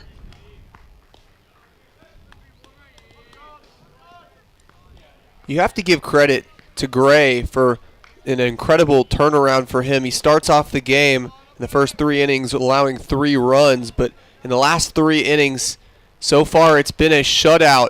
So for him, just from where he started and where he is now, this game still very close and very winnable for the Wonder Boys. Yeah, 91 pitches on the day now for Gray. I was looking at his numbers earlier. I've talked about him a couple of times, so he's given Tech what it needs. That pitcher is still in the bullpen warming up for Tech, but he's kind of slowed down and just kind of staying loose. Bolin, that one's going to be foul into the Ouachita bullpen.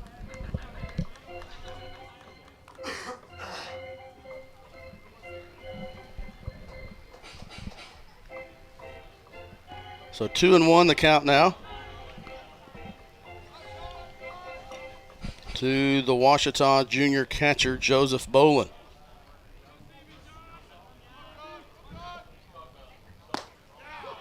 Misses upstairs for ball 3.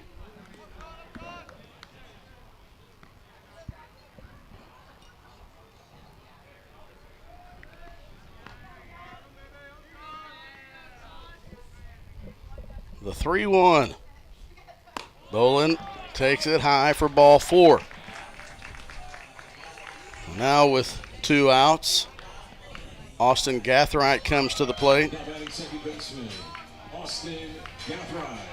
Gathright 0 for 2.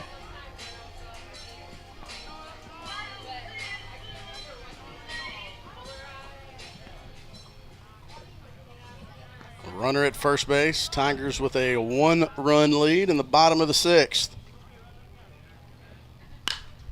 Gathright flies that one into left field. Duddleston gives chase. It's into the bullpen as well, and Duddleston caught his jersey there on the fence. So another good effort by Sawyer Duddleston, but that foul ball is in the Ouachita bullpen down the left field line. Lots of Ouachita batters gone the opposite way with it. If it's by design or the speed from Gray's catching him off guard. It looks like he has gotten a little bit faster as we've progressed through this game. 2 outs. The throw back to first gets away, and Ouachita is going to be able to get to second and possibly third. Bolin's going to round it. He hesitated and see if that gets him in trouble, but the throw is up the line up the left field line of third base, and so Bolin advances to third base now after the errant pickoff move. Throw over, got off of the brick wall that is in front of the indoor hitting facility and down the right field line. Bolin rounded second, thought he was going to go. He broke stride a little bit, but the throw was up the line from right field, and so now Bolin stands 90 feet away from Ouachita, increasing the lead. Gathright in the hole, 0-1. We're going to drop a bunt down. It's foul, 0-2. He was bunting for a base hit there. You know, they say baseball is a game of inches. They say almost every sport is a game of inches, but that one just a little bit eludes the mid of the first baseman and gets out of his hands, and that's just enough for Bolin to get to third. It happened earlier when there was a base hit from, I think it was Gathright, just over the outstretched glove of Luke Ray there at second base. Maybe that wasn't Gathright, but regardless, Gathwright's going to try to get Bolin home. The 0-2 pitch, ground ball to second base, plays the hop. The throw over is in time, and Gray does a happy hop off the mound because he has given the Wonder Boys 6 solid innings. After 6, Ouachita leads 3-2. Isaac Bourne will bring you home for the 7th, 8th, and 9th when we come back to Rab Rogers Field on the Ouachita Sports Digital Network presented by Taylor King Law. I've heard people say Ouachita. Wichita. Ouachita. Ouachita. Is it pronounced Ouachita? Searching for Ouachita Baptist University. Back in Texas, everybody pronounces it Wichita, but really, it's Ouachita. Ouachita. Ouachita. How would you pronounce it? Ouachita. Ouachita. It's Ouachita Baptist University. Get it right. It's Ouachita, people. It's Ouachita. Ouachita. Make Print Mania in downtown Arkadelphia your place to get embroidery, screen printing, trophies, and more. Drop by their store on Main Street in downtown Arkadelphia or visit their website at printmaniatees.com to see how they can help your business or group. Need a shirt for an event? Let Print Mania take care of that. Need promotional materials for your business or organization? You can let Print Mania take care of that too. A family-run local business in Arkadelphia, Print Mania has been serving the public since 1992. Call Print Mania today, 870-246-3803. And welcome back to Rab Rogers Field, here for some 7th inning action here for Ouachita Baseball. Hosting here the Wonder Boys of Arkansas Tech, and it's been a tight one so far. They lead 3-2 as Chase Oberly steps up to the mound for his 7th inning of work on this overcast Saturday. Oberly so far in this one, he's only relinquished, like we've talked about, those 2 runs. Pinch hitter, Isaac, a pinch hitter leading things off for Arkansas Tech, Grant Jones, a 5'10", 170-pound senior from Little Rock, transfer from Seminole State College. Jones on the season, batting 141 with 9 hits and 64 plate appearances.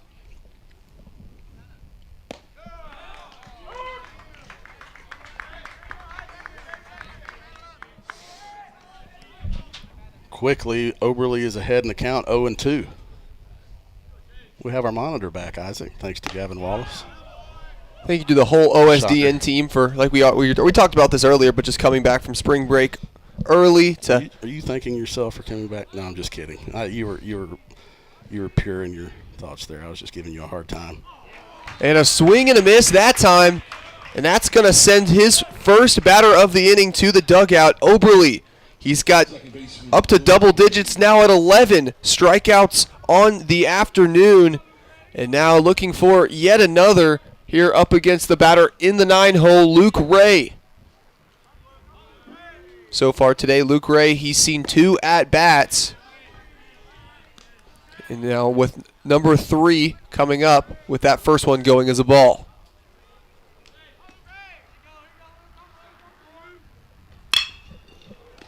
Right down the left side, the throw's made, and the catch by Cole Bedwell at first base. Great throw that time. Excuse me, Bedwell making the throw. Catch. No, yeah. Bedwell making the catch, and Reese McWilliams making the throw. I'm telling you, it's the numbers, Chris. It's every time. Let's talk it. We'll blame it on the numbers. Reese McWilliams with a nice play, a hot shot there to third base. You saw Oberly kind of give Reese McWilliams a point. He's had some really good couple of weeks at third base. That was a hot shot from Ray that he fielded and make a strong throw across the diamond. 2 quick outs for Oberly. You need that as you get this late in the game. If you can have a couple of quick innings, keep that pitch count. Right now he just went over 100. He's at 102 now. So if you can have a couple of quick innings late, it's going to help you be able to go a little bit longer. Last week he went 120 pitches in his 8+ innings against Oklahoma Baptist. Tigers do have a pitcher warming up in the dugout. That one's play is made by Gathright, and that'll send us to another break. Ouachita, they keep Arkansas Tech off the board and keep the lead. They try to expand it after the break here on the Ouachita Sports Digital Network, presented by Taylor King Law. I'm Sandra, this is Jorge, and we were adopted in 2019. I remember when they first came to us, Michael was already a teenager. The whole cliche of they're so lucky to have you guys, and it's the other way around. They have changed our family for the better. They chose to love us. They didn't have to. They chose us. Family. Learn about adopting a teen from foster care. You can't imagine the reward. Visit adoptuskids.org. At Berry and Turnage, we specialize in bringing the law to your corner. We are dedicated to understanding what results you want and to helping you understand what actions we can take on your behalf. With over 30 years of experience and a proven track record of success, Berry and Turnage is here to lead you down a path to the results you need. We will work with you every step of the way to make sure that you understand the choices you are making and feel empowered to make them. Berry and Turnage. Serious injuries require serious attorneys. Welcome back to the Ouachita Sports Digital Network. Some changes in the infield for the Wonder Boys, most notably on the mounds. Jonah Procott, the junior from Pierce, Minnesota, transfer from Minot State University, will take to the mound. Now also a change at third base as well. Coming in number 10, Brendan Bard. So just some small adjustments here that head coach Dave Dawson thinks will help the Wonder Boys possibly take a lead. But first, they've got to defend against this Ouachita batting order. You got to give your hats off to John Gray. Gray did a great job. You mentioned Isaac, 3 runs in the first 3 innings. He had 2 of those in the first inning, really settled down. Went 6 innings. That was his longest outing by an inning and a third. And so hats off to John Gray of bouncing back, kind of responding well and shutting down the Ouachita offense and letting his team get back in it, and he turns it over to the bullpen. Leading off the inning here, Cole Bedwell, and followed up behind him will be the 9-hole Reese McWilliams, and then it'll turn over to Isaac Nowell. Bedwell, he'll pop that one up high into shallow center field, and the play is made by Cole Dawson, the shortstop. Pretty efficient, 1 pitch, 1 out. That's what you want from your bullpen. There are some pitchers sitting in the Tech bullpen. One of them looks like he's starting to stretch. Nobody throwing. Ouachita does have a pitcher warming up, not throwing yet. Looks like it's, my guess is Tag Payco. Can't really see yet, but believe that's probably going to be Payco. It's the same situation had in game 1 last week. Ouachita had a 1-run lead. Oberle was able to get to the 8th inning and into the 8th inning. Then Payco came on and got the save. It'll be a very similar situation here unless Ouachita can add some runs here in the bottom of the 7th. And Procott just a little too low and outside. Finds himself in a 2-0 hole. McWilliams coming off a double last time he was at the plate. He'll tip that one behind him. The catcher may jog out and talk to his pitcher. That caught the umpire in the leg.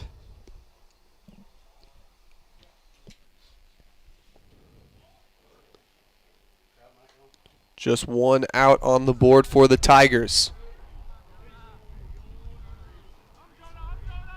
Senior McWilliams.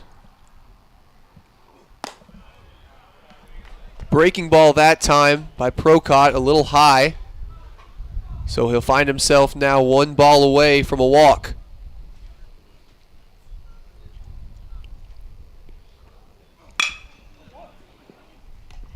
The ground out to the shortstop, and Dawson. That's another play by him. And now Tigers hoping to make a rally as the lineup turns over. Isaac Nowell. He'll have a chance at the plate here with 2 outs on the board.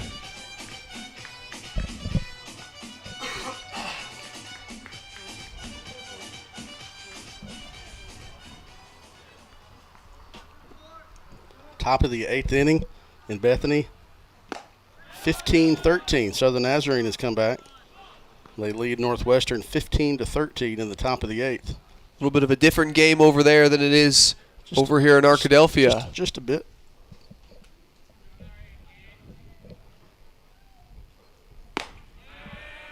And great piece of work by Procott, able to put that one right in the middle. Across the street in the top of the 3rd of game 1 of the Saturday doubleheader, Southern Arkansas leads Henderson 3-0. That one was close. Procott wanted it just a little bit too far outside. Just one strike away. Tough 0-2 pitch to lay off of. That one came in at 86. That one, that'll go low again. Good eye that time by Now, able to watch that one go past him, especially with one strike spelling the end of the frame.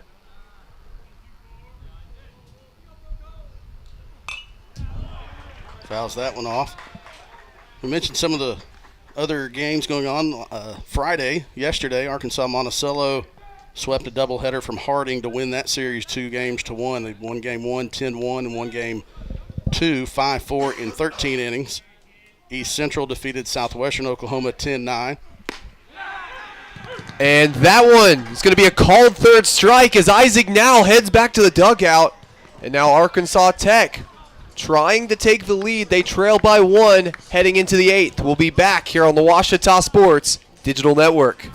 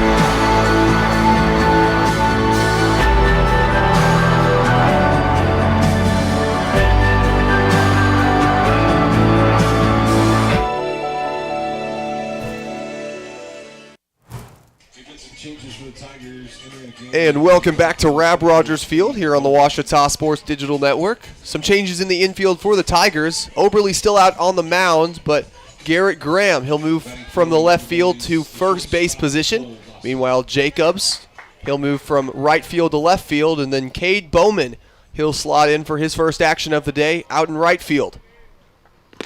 That first one is going to be a strike for Oberle, able to get number 14, Cole Dawson, to swing.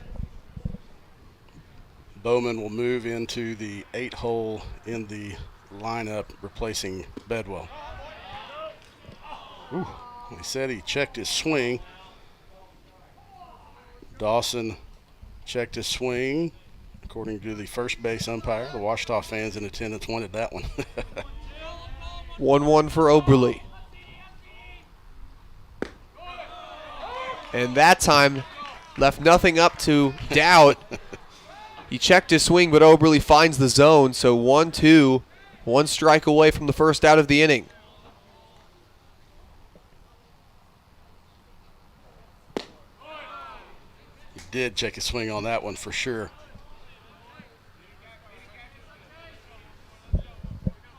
East Central has defeated Southwestern Oklahoma in their game today, 9-5. That was in Weatherford. And Oberle, that one too far inside. So now a full count for the senior. So East Central has won the series at Southwestern. They have one more today. And Oberle, that one in the bottom corner, just unable to find the zone.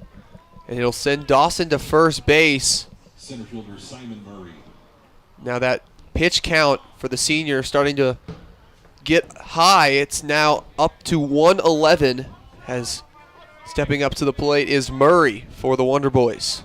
The sun now not just peeking out, but it is apparent in the sky here in Arkadelphia.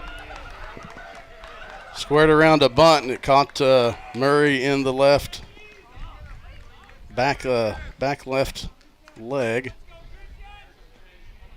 And so now Tech has something going here with runners on first and second and nobody out. Christian Olea with a runner in scoring position. He's got a chance here to even the score.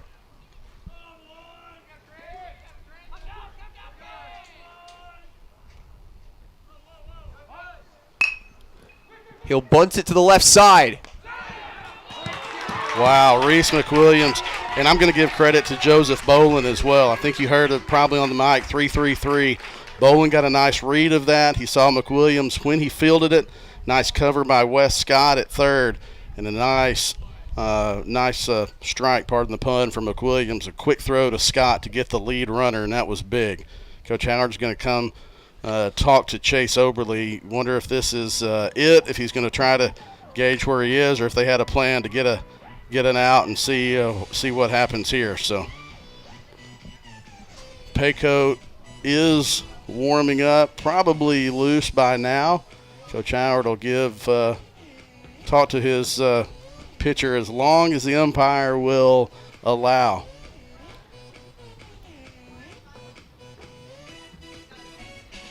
And Payco looks like he's not making any movements towards the edge of that Coach Howard bullpen. didn't signal to the umpire. And so this is Chase Oberly's batter.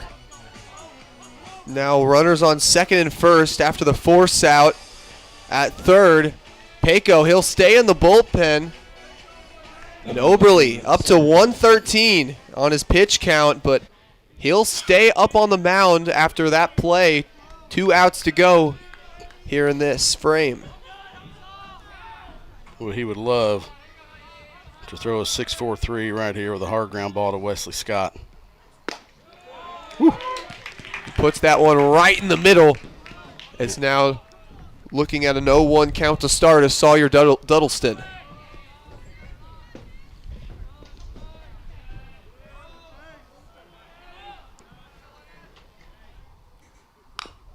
He'll get a piece of it, and so now Oberly puts himself in a good position here, especially after a rough start to this inning.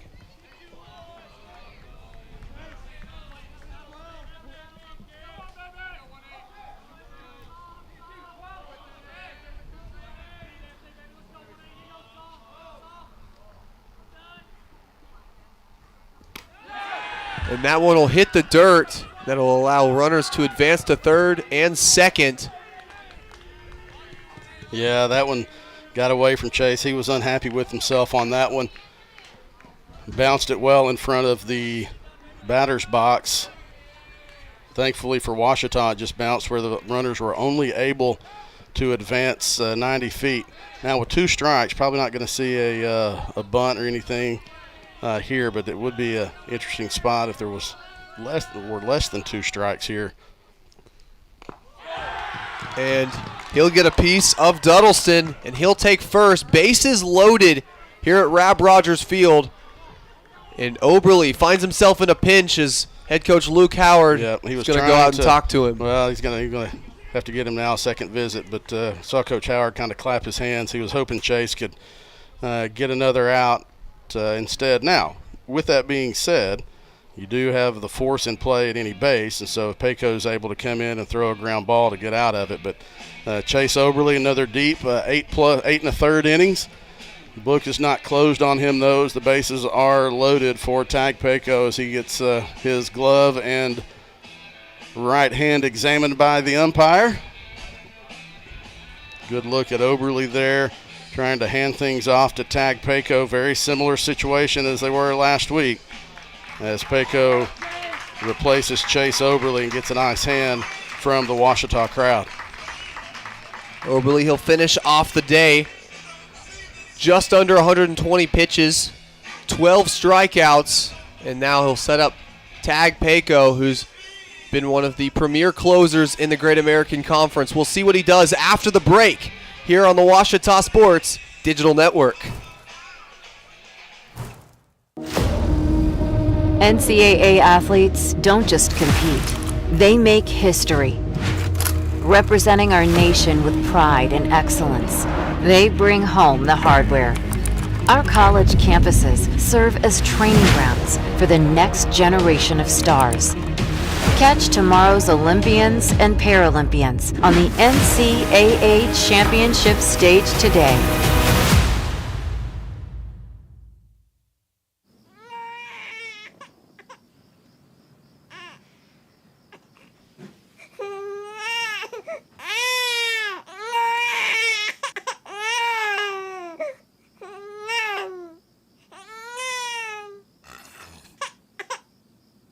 If you love them enough to suck the snot out of their nose at 4 a.m., then surely you'll check NHTSA.gov/the right seat to make sure they're in the right car seat. In life, things aren't scripted. If you're an athlete, we need people like you and translate those skills to officiating. You can get a lot out of it. It happens in every town, in every game. We never have a perfect game, but the rewards always outweigh the negativities.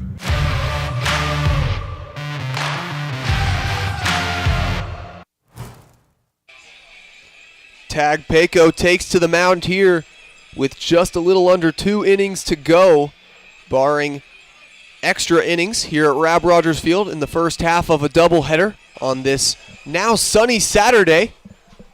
Tigers lead 3-2 over the Wonder Boys of Arkansas Tech, hoping to pick up a big series win here in the Great American Conference.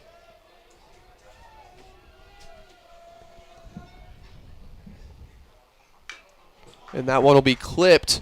That fastball came in at 91. This is Payco's 12th appearance. He's 3-3 on the year. He does have 2 saves, 4.84 ERA of opponents batting .220 off of the junior righty from Rockwall, Texas. That one was close. Bolin was set up outside, was hoping to get it. The count's even at 1-1 to Kirby Jenkins.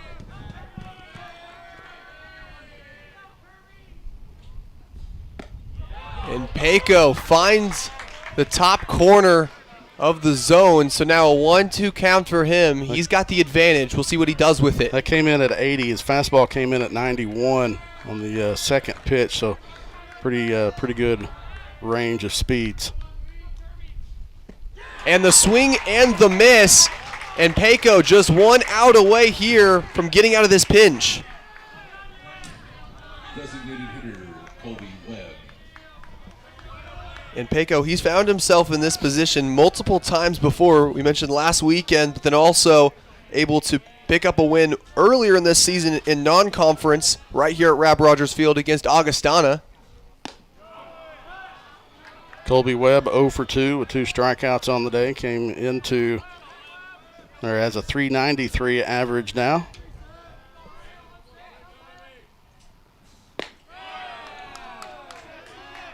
That one low. No place to put him, so these 2-0 pitches get even bigger. Payco has to really locate it.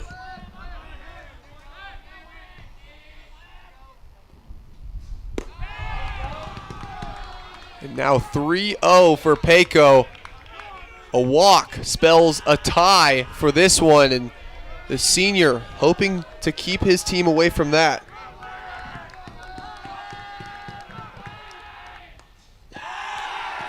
And that's exactly what he'll do. 4 straight from Payco, ties it up, and had such a good first batter faced, and then that one was 4 straight. So he's going to have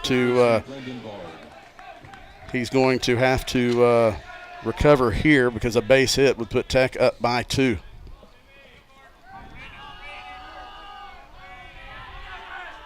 Up to the plate, number 10, Brendan Bard.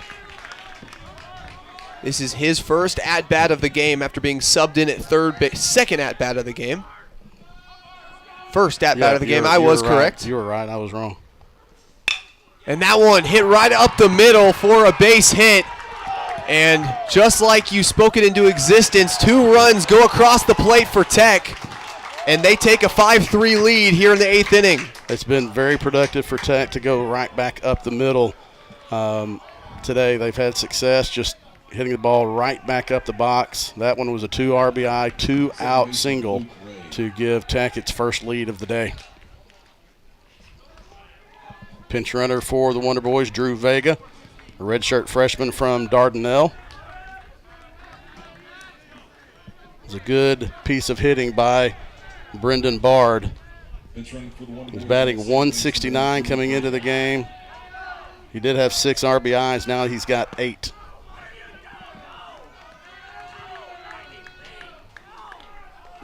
Vega will advance to third now.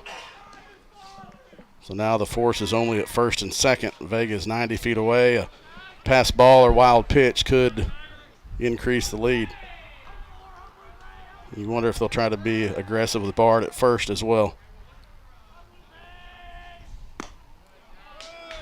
And Pecco wanted the zone that time, just a little outside. Just looking here for a recovery are the Tigers, trying to stop the bleeding. 2-0 pitch for Pecco. And that one will hit the dirt, and that'll send Bard to second base. Now another pitcher also warming up in the Ouachita bullpen if they need it. Looks like it might be Austin Bagnall. Can't see a number. Yeah, it's Bagnall in the pen. Joseph Boland's going to walk out. Tech has 2 players just throwing, not warming up. There's no catcher being used. It's just a couple of pitchers throwing and warming up. Boland goes out to talk to Pecco to settle him down. Kendall Cassidy jogs out to the mound for Ouachita as well. Now Coach Brown's going to come out and talk to Tag Pecco. So a little delay stall tactic here from Ouachita to try to see if they can't get another couple of guys loose. Bagnall gives Coach Howard the sign that he is good to go. Coach Dave Brown, the pitching coach, is out on the mound talking to Tag, and imagine they would take as much time as they need until the umpire comes out. And even after that, we might have, if Coach Brown makes it back to the dugout, then you might see Coach Howard call time and go out for the pitching change, since Bagnall did indicate that he was ready. Now it's tough. You might not do that on a 3-0 count. You might wait and see what happens with this batter. It's kind of tough to bring a reliever in with a 3-0 count, but we'll see. Coach Howard is standing outside the dugout, and he steps back in, so at least one more pitch for Pecco. He's up to 10 here today. He puts that one in the middle for a strike.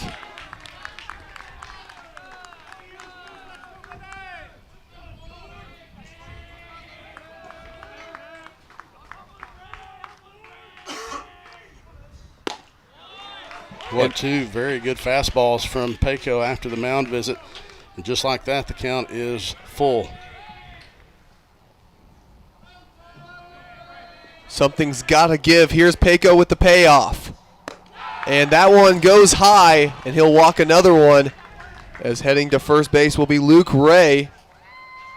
And now Coach Howard looking down at the pin and see if Ray steps in, and he's saying, hang tight. Now here we go. And head coach Luke Howard will make that mound visit, most likely for a pitching change. It's got to be, because it's the second visit of the inning. And that'll be Austin Bagnall. He'll head out to the mound. We'll tell you a little bit more about him after the break. Pecco gets it out. Bagnall looking to finish it off here in the 8th, here on the Ouachita Sports Digital Network.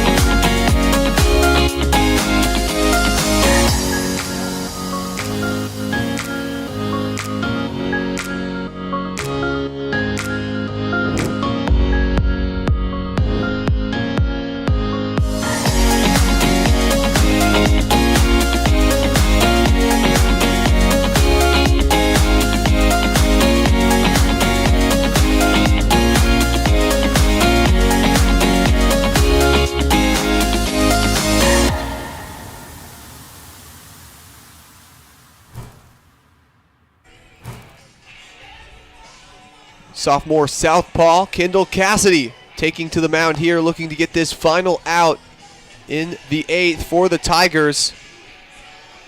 Since going into the inning up 3-2, they've allowed 3 runs. Now the Wonder Boys take the 5-3 lead. Cassidy hoping to keep it at that with just 3 more strikes on the season. You see he's pitched 8 1/3 innings. He's allowed 15 hits, 4 walks, and 4 strikeouts. Cassidy, the sophomore from Burleson, Texas, transferred from McLennan Community College. Played for former Ouachita assistant Tanner Rockwell. The lefty on lefty, Tyler Sardelli comes to the plate for Arkansas Tech. Sardelli coming into this at-bat, a .313 batting average.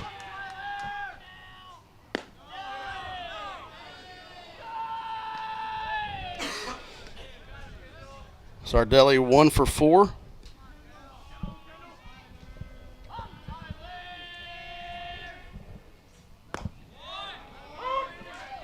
You got the outside corner on that one, didn't he, Isaac? That was Sardelli didn't like it.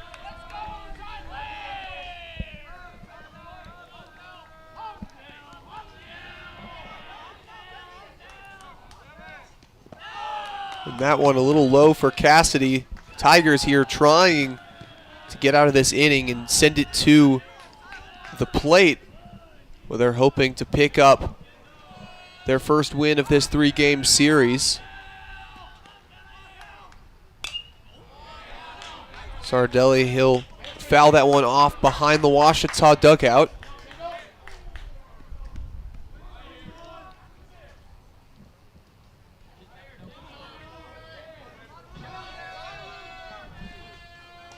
Two count. And Cassidy, that one too far outside, so a full count. The entire scoreboard is full. 3 balls, 2 strikes, and 2 outs. And the runners will be off, so a well-placed ball could score 3. And Cassidy, that one goes low, and another one is going to come home for the Wonder Boys. Shortstop Cole Dawson. 6-3 is the lead for Arkansas Tech. Here's Cole Dawson stepping up to the plate for them.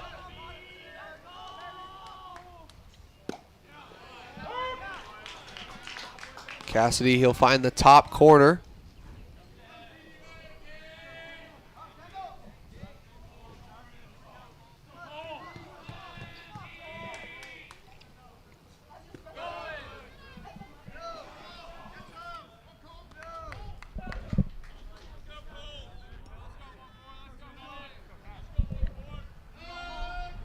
One count for the sophomore. Here's Cassidy. He showed bunt, but he'll pull it back at the last second. And Cassidy will throw that one high. Just 1 out needed for the Tigers to stop the bleeding in this inning. And Cassidy right down the middle. Not just 1 out needed, now 1 strike needed as well. Ouachita, they've allowed 4 runs.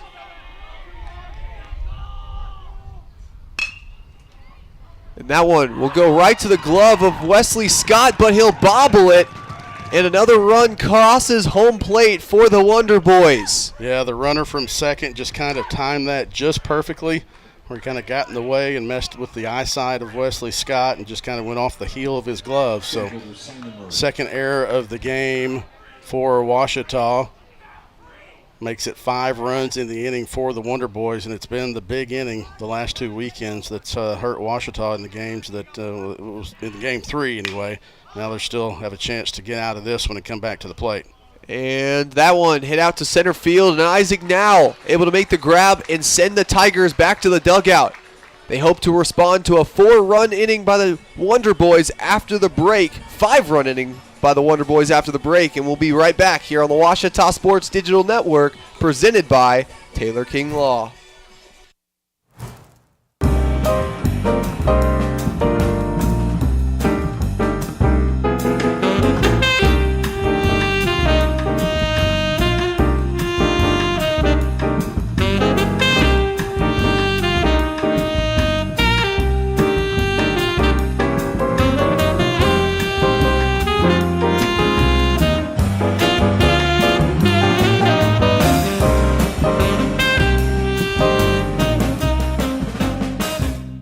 At Capital Technology Group, we make your technology our priority. There are so many threats to IT these days, and we're here to help protect your data and devices. We're also by your side when things simply go wrong, whether it's servers crashing or printers breaking. We cover it all for our clients in all types of businesses.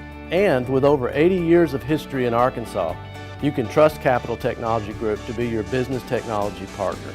Sign up for a free consultation at captg.com.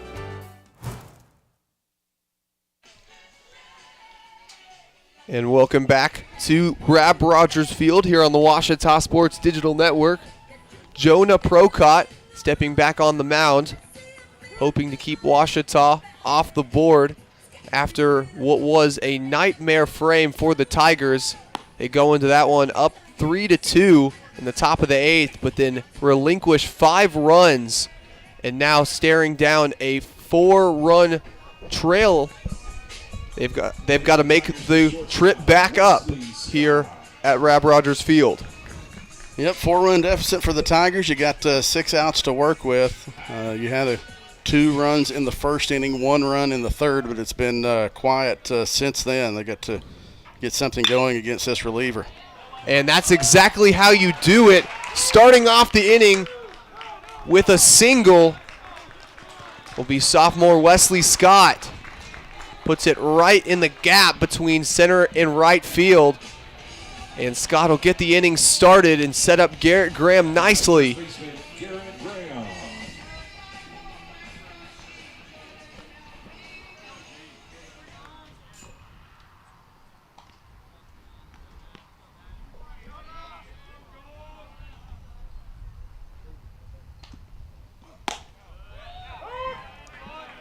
And Procott, he'll find that top of the zone for Graham.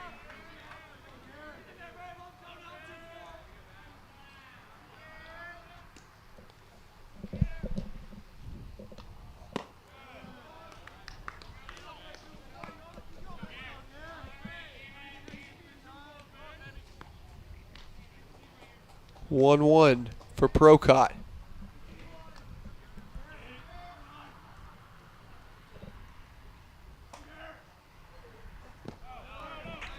And that one will hit the dirt, but good awareness that time by the Arkansas Tech catcher Christian Olea, and he'll keep Wesley Scott, the dangerous base runner, on first. A couple of pitchers getting warm in the Tech bullpen. One looks like he's pretty close to ready to go. Graham, he'll pop that one up out to the right side, and it'll fall into the Arkansas Tech bullpen. Along with the ball falling into the bullpen will be number 13, Kirby Jenkins. He'll fall right into the bullpen as well. I think he hurt his sunglasses. Yeah. Says don't need those. Sunglasses ended up in pieces. Sun's coming in and out here at Rab Rogers Field. Right now it's behind the clouds, so for now he won't need them. But as the afternoon goes on, we'll see what happens. Graham, he'll ground that one out to the left side. And he's able to get to first, but Wesley Scott thrown out at second. And so Graham does not achieve the desired goal of that at-bat. fielder, Gavin Jacobs. Nice play at third base for Tank. Brendan Bard has made his presence felt in this game offensively, and then defensively there, still had enough time to make a strong throw to second to get the lead runner. Here's Gavin Jacobs up at the plate. And that one right down the middle for Procott to start off the count. Austin Bagnall up again in the bullpen. Let's see, that's not Bagnall. He sat down. He was throwing a second ago. It looks like Weston Bailey. Then Tech has a righty. It looks like he's ready to go at any time as well. Might be Turner Seelinger. Bryant, can't tell. I see a 4, just can't see the other number. So both bullpens ready to go. And Jacobs, he'll foul that one off behind him to the right side. So 2 strikes on the board. Following up Jacobs will be fellow freshman Jackson Jester. Just 1 out on the board for the Tigers. Runner on first in Garrett Graham. Jacobs continues to hang in there. He'll foul that one off behind him again.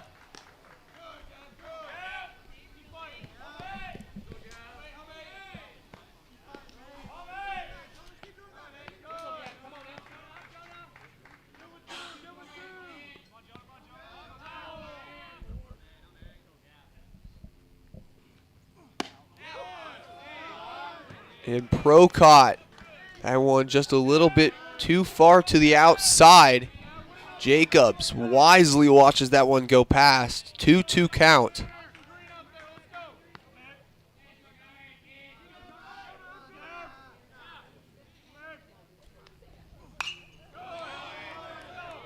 The redshirt freshman continuing to battle here. He's fouled off 3 in this at-bat so far.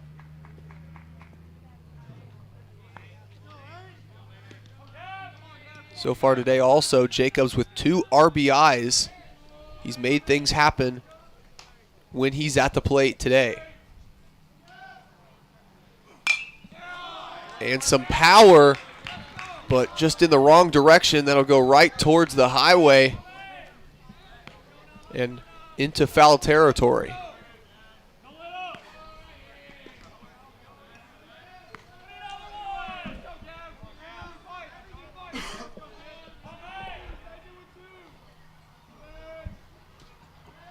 Procott just 1 strike away. And maybe just lost the hold on that one, and it'll go above Jacobs. He did, and Jacobs is fortunate that he dropped the bat. Went probably a couple of feet over Jacobs, but keep that bat up, and funny things happen. Full count. Pitch clock on the batter, and they ring him up. And wow, what a turn of events. Gavin Jacobs facing down a full count. Instead, he'll go to the dugout, and that's the 2nd out of the inning. Now batting designated hitter Jackson Jester. That's rough to have to escape from a curveball and then at your head, and then the pitch count gets you. Ugh. Pitch clock, sorry. That one will go low for Procott. Jester hoping to rally the troops here. 2 outs, so no room for error in this 8th inning.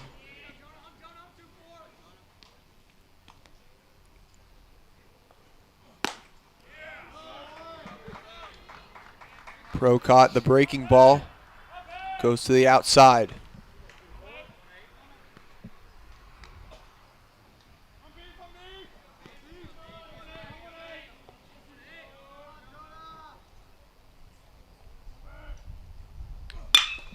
And Jester, he'll get a hold of it and put it out into right field for a base hit.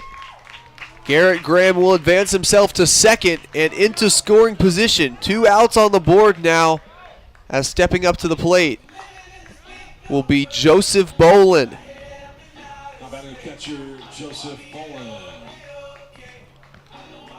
Step out up to the plate to the serenading of A.O.K.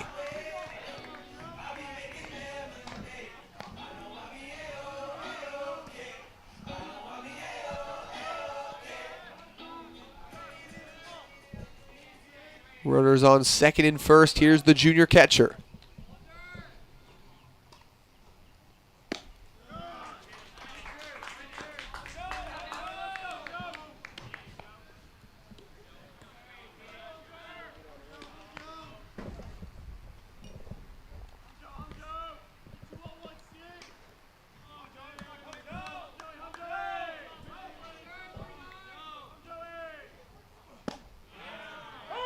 And Brocott, he'll find the bottom corner of the zone there. So 1-1 for Bolin.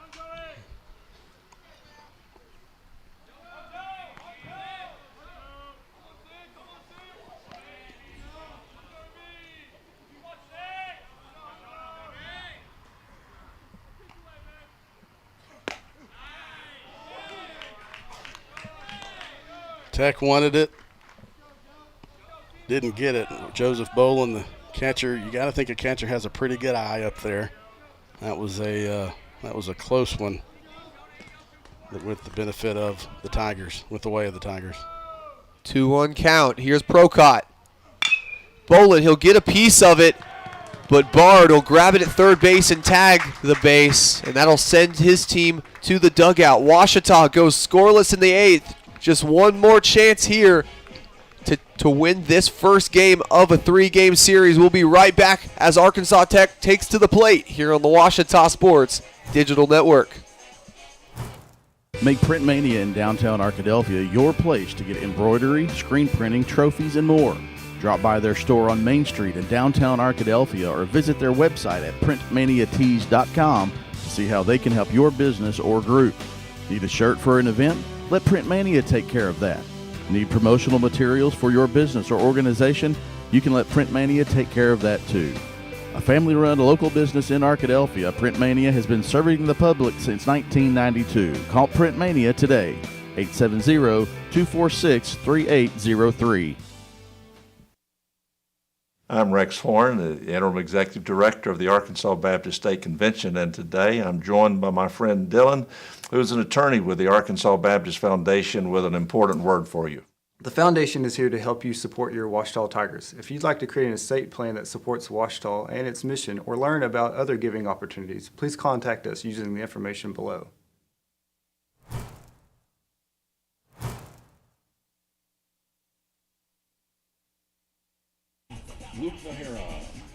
And welcome back to Rab Rogers Field, where the Tigers have made another adjustment. In for Joseph Bolin at catcher, Luke Nahara. Kendall Cassidy will remain on the mound for now. No one pitching in the bullpen as of now, but it does look like number 32 for the Tigers, Weston Bailey, walking right back in from the locker room, so maybe just faking us out a little bit. We'll see if Bailey gets some action on the mound this inning, as this will be the final frame, barring extra innings. It'll be the final frame on defense for the Tigers, barring extra innings, as Kendall Cassidy. That one goes high for him to start. Southpaw out of Burleson, Texas.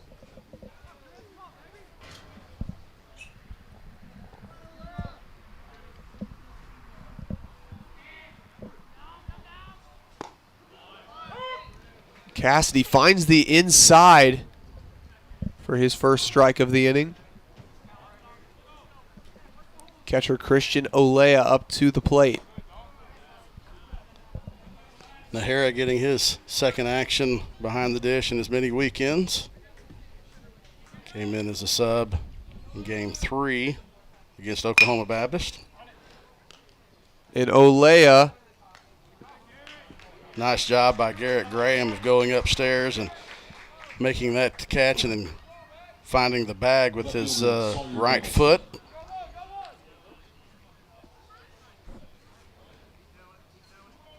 After the throw out at first, that'll set up number 18 for Arkansas Tech, Sawyer Duddleston.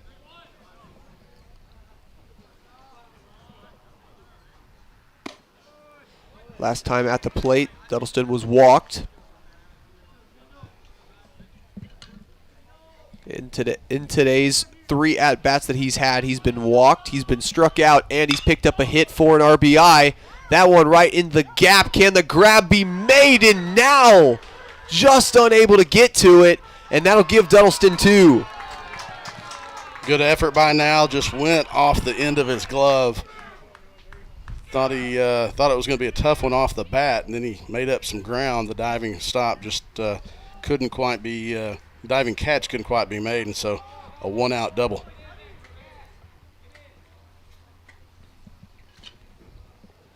Now batting right fielder Kirby Jenkins. Duddleston in scoring position, and now here's Kirby Jenkins. So far today, he's been struck out 3 times.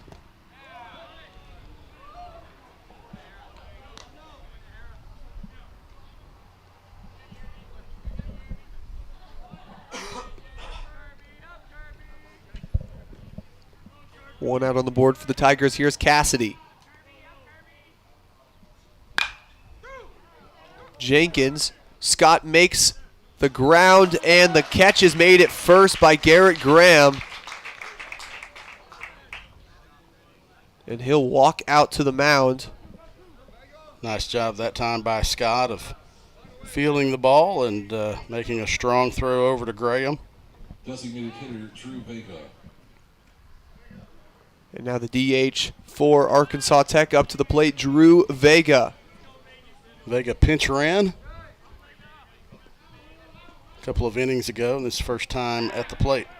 First plate appearance for the redshirt freshman from Dardanelle. Isaac, do you know the high school mascot for Dardanelle High School? I don't think I do. I work on the broadcast for Arkadelphia High School football and made a trip up there in the quarterfinals to play the Sand Lizards. And you learn something new every day about some of these Arkansas high schools. It's a good one. It's a good one. And Cassidy just can't find the zone there, just a little bit on the outside. Vega's father's the head coach at Dardanelle, brother's quarterback, and then also played on the basketball team. Dardanelle defeated Arkadelphia in the state basketball playoffs. Arkadelphia defeated Dardanelle in the state football or basketball tournament. Arkadelphia won the football game. Creed Vega, his younger brother. Dardanelle also the home of the Great American Conference Commissioner. Well, not home. He's West Virginia. He's from farther east than you are, Isaac. He's a West Virginia guy. I wouldn't consider Kentucky too far east, but right. Yeah, it's east. You may be in the same time zone, but for anybody here, Kentucky's a long way away. What time did you leave this morning? I don't want to talk about it. Okay, my point is made.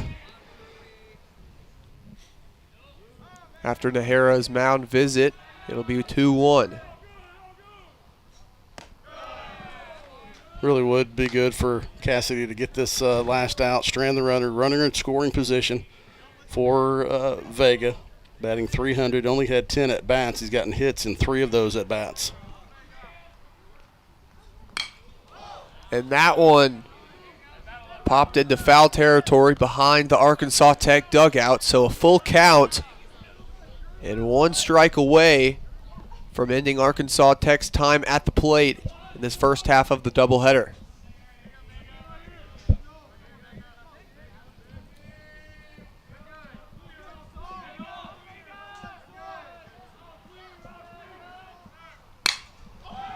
And that one booted out to left field, and the grab easily made by Gavin Jacobs. The Tigers now one last chance to pick up a win here at the beginning of this series. They trail 7-3 heading into the bottom of the 9th. We'll be right back here for that on the Ouachita Sports Digital Network, presented by Taylor King Law. At Berry & Turnage, we specialize in bringing the law to your corner. We are dedicated to understanding what results you want and to helping you understand what actions we can take on your behalf. With over 30 years of experience and a proven track record of success, Berry & Turnage is here to lead you down a path to the results you need. We will work with you every step of the way to make sure that you understand the choices you are making and feel empowered to make them. Berry & Turnage. Serious injuries require serious attorneys.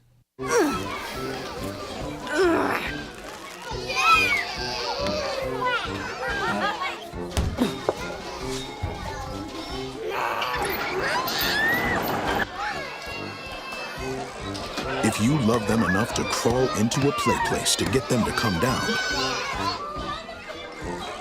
then surely you'll check nhtsa.gov/the right seat to make sure they're in the right car seat.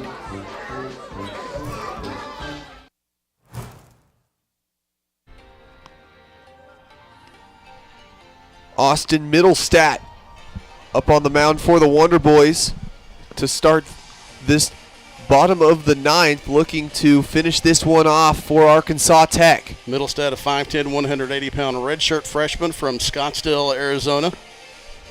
He has 11 appearances, all of those in relief. He's pitched 11 innings, 2-1 on the season, 4.91 ERA, giving up 13 hits, 7 runs, 6 of those earned. He's walked 3, but he's struck out 12. Opponents are batting .295 against Middlestat. The righty's obviously not in line for the save, but he will try to come on and close this one out for Arkansas Tech and let the Wonder Boys win game 1 of this 3-game series. But first he'll have to go through the lineup of Austin Gathright, Cade Bowman, and Reese McWilliams. And the freshman Gathright will look to change the tides of the Tigers here.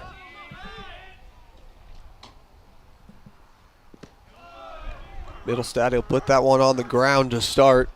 During his warm-up, and that's who I thought might have been Seelinger in the pen. It's some pretty good velocity on his fastball. Didn't get the guns reading on that one, but that one just came in at 82, but it was low enough, or too low. Not sure if we got a good reading on that one. 2-0 for Middlestat. What's the third one in a row that has hit the ground before it's gotten to Christian Olea?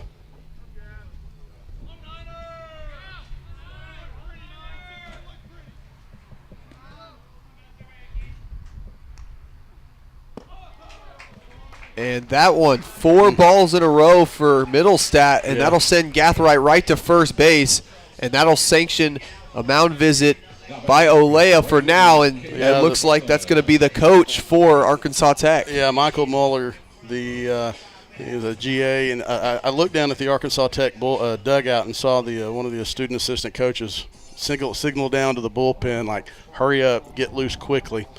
And so in the 4-run game, if you can't find the zone and you get a couple of batters on, that brings the tying run on to the in the hole, and so that's what Arkansas Tech is trying to avoid. Ouachita will see Cade Bowman come to the plate now. Also a little bit of you also see over there number 13, Kirby Jenkins, get his sunglasses back from the bullpen. Yeah. So sun's back out. Must be glad that they're able to fix them for him. Here's Middlestat now going up against Cade Bowman. Again, heard the ground hit before the glove, so that's 4 in a row that have been low. Bowman came in as a defensive substitution. Came in the batting order in the 8-hole for Cole Bedwell.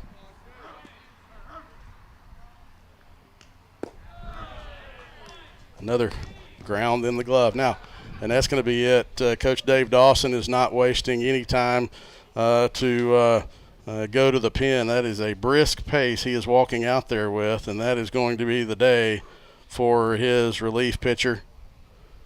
Now heading out to the mound looks to be number 32 for Arkansas Tech, and we'll tell you a little bit about JT Cafferty after the break here on the Ouachita Sports Digital Network.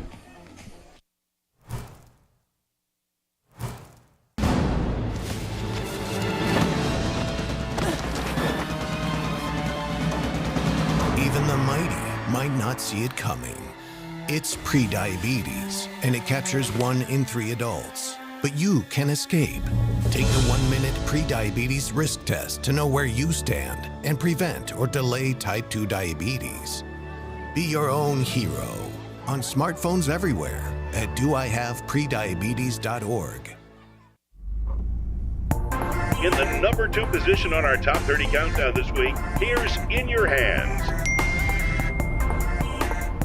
Hey, are you trying to kill us both? What? Are you aware that on average there are almost 10 texting and driving deaths each day? No, that's awful. Yeah, it is awful, so don't do it. The text can wait. Thanks. Anytime. And now... Remember, the text can wait. Senior JT Cafferty up on the mound. And what a guy to be up there for the Wonder Boys. He's been credited with 3 saves. Not sure if it'll be 4 as of yet, but he's a guy that you want in the game in these type of moments for Arkansas Tech. Cafferty 6'3", 235. It's not a save opportunity for him right now. We're trying to calculate and do the math. But Cafferty is 6'3", 235-pound senior from Hastings, Nebraska, transfer from Western Nebraska College. This is his 10th appearance, all in relief. He does have 3 saves. He's 12 2/3 innings pitched, 2.13 ERA, giving up 3 runs in those 12 2/3 innings pitched, and all of those were earned.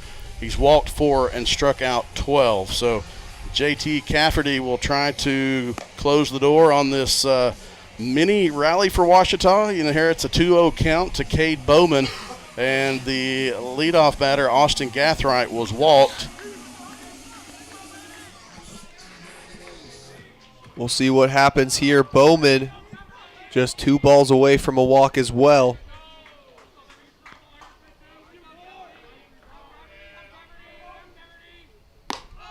And that one inside.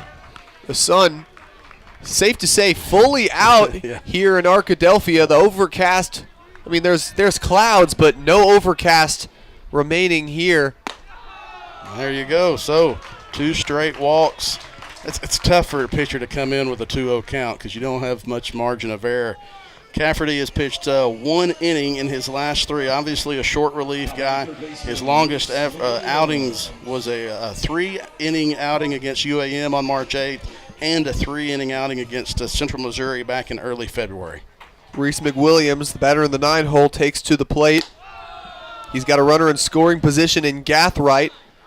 And then also Bowman on first. And last week, Ouachita was down 3-0 in the bottom of the 9th inning, was able to score, bottom of the 7th inning of game 2, able to score 4. They just got to add 1 more than that. So they were just almost in this exact same spot last week. Were able to manufacture some things, put some runs across. And it's going to require the same thing as he does get the first strike call there. Cafferty can't find the zone that time, so 2-1 for him. And Reese McWilliams in a good spot. No outs here in the 9th inning. McWilliams, he'll put bat to it and put it down in the outfield gap. Bowman, he's gonna go to third, gonna stay there, but 1 run is gonna come home. Gathright will score the opening run of the bottom of the 9th.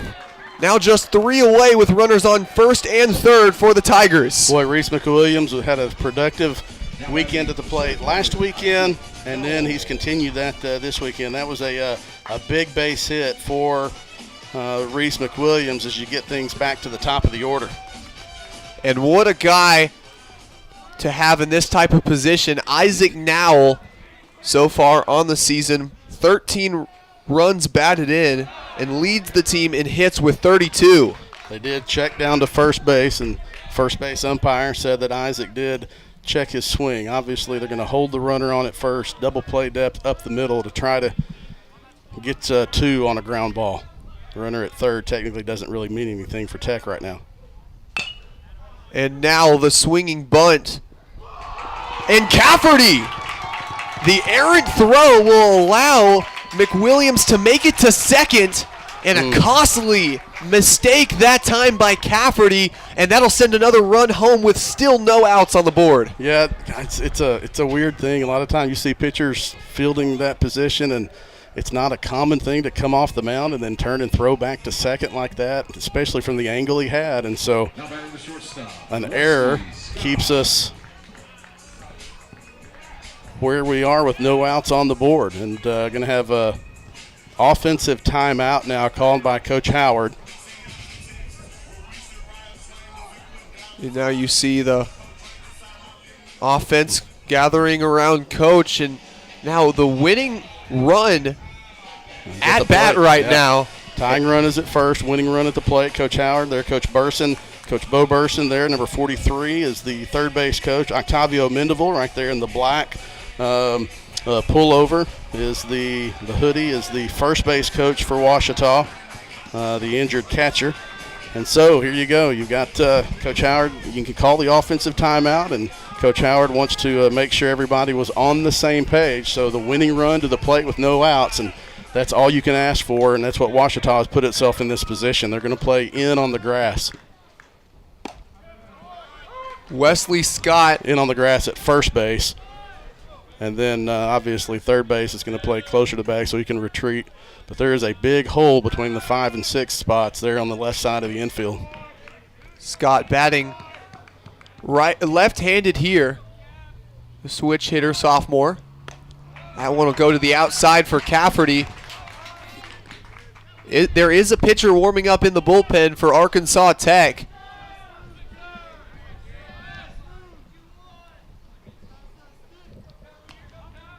One count for Cafferty.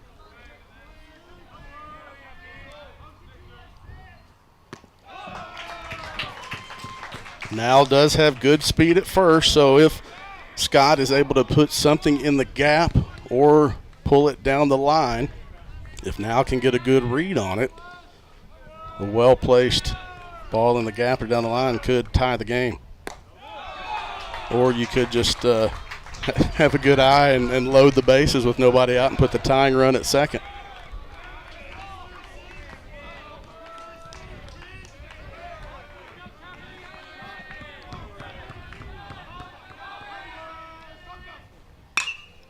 Scott, that one will go high to center field. And the catch is made. That'll be the first out here in the bottom of the ninth. Wesley Scott will head back to the dugout. That'll set up Garrett Graham. Still runners on first and second for the Tigers. See Gavin Jacobs meeting Wesley Scott probably around the plate area and walking back all the way to the dugout, trying to get a feel from Scott about what he saw from the relief pitcher, Cafferty. Graham, he'll ground it to the shortstop. And the double play is made. Arkansas Tech survives in the bottom of the ninth, and a clutch double play that time for the Wonder Boys is going to give them a win here in the first outing of the series. It's a tough one. The Tigers get the game tying and winning runs to the plate, but Cafferty does what he needs to do. He settled down, got a fly ball on the 3-1 pitch, and then got the 6-4-3 double play to end the game, and Arkansas Tech ends up winning game one. So game two here in about 25 or 30 minutes, and Tech will try to win the series. Tigers will try to force a rubber match. And for now, we'll see you in just a little bit, but your final score here in the first game of the series, Arkansas Tech 7, Ouachita 5. Join us back for the second half of this doubleheader at 4:30. But for now, this has been Isaac Bourne and Chris Babb here on the Ouachita Sports Digital Network, presented by Taylor King Law. Hi, everybody. This is John Fanta with Fox Sports and the Big East Digital Network. Hi, this is Brad Sham, voice of the Dallas Cowboys. I'm Nicole Auerbach. Kevin Kugler of Westwood One. Hi, everybody. It's Pete Pranica of the Memphis Grizzlies and Fox Sports Southeast. Hi, this is Chuck Swirsky with the Chicago Bulls, our flagship station, 670 The Score. This is Kyle Peterson with ESPN. This is Tom Hart at ESPN and the SEC Network. Thanks for tuning in to the Ouachita Sports Digital Network.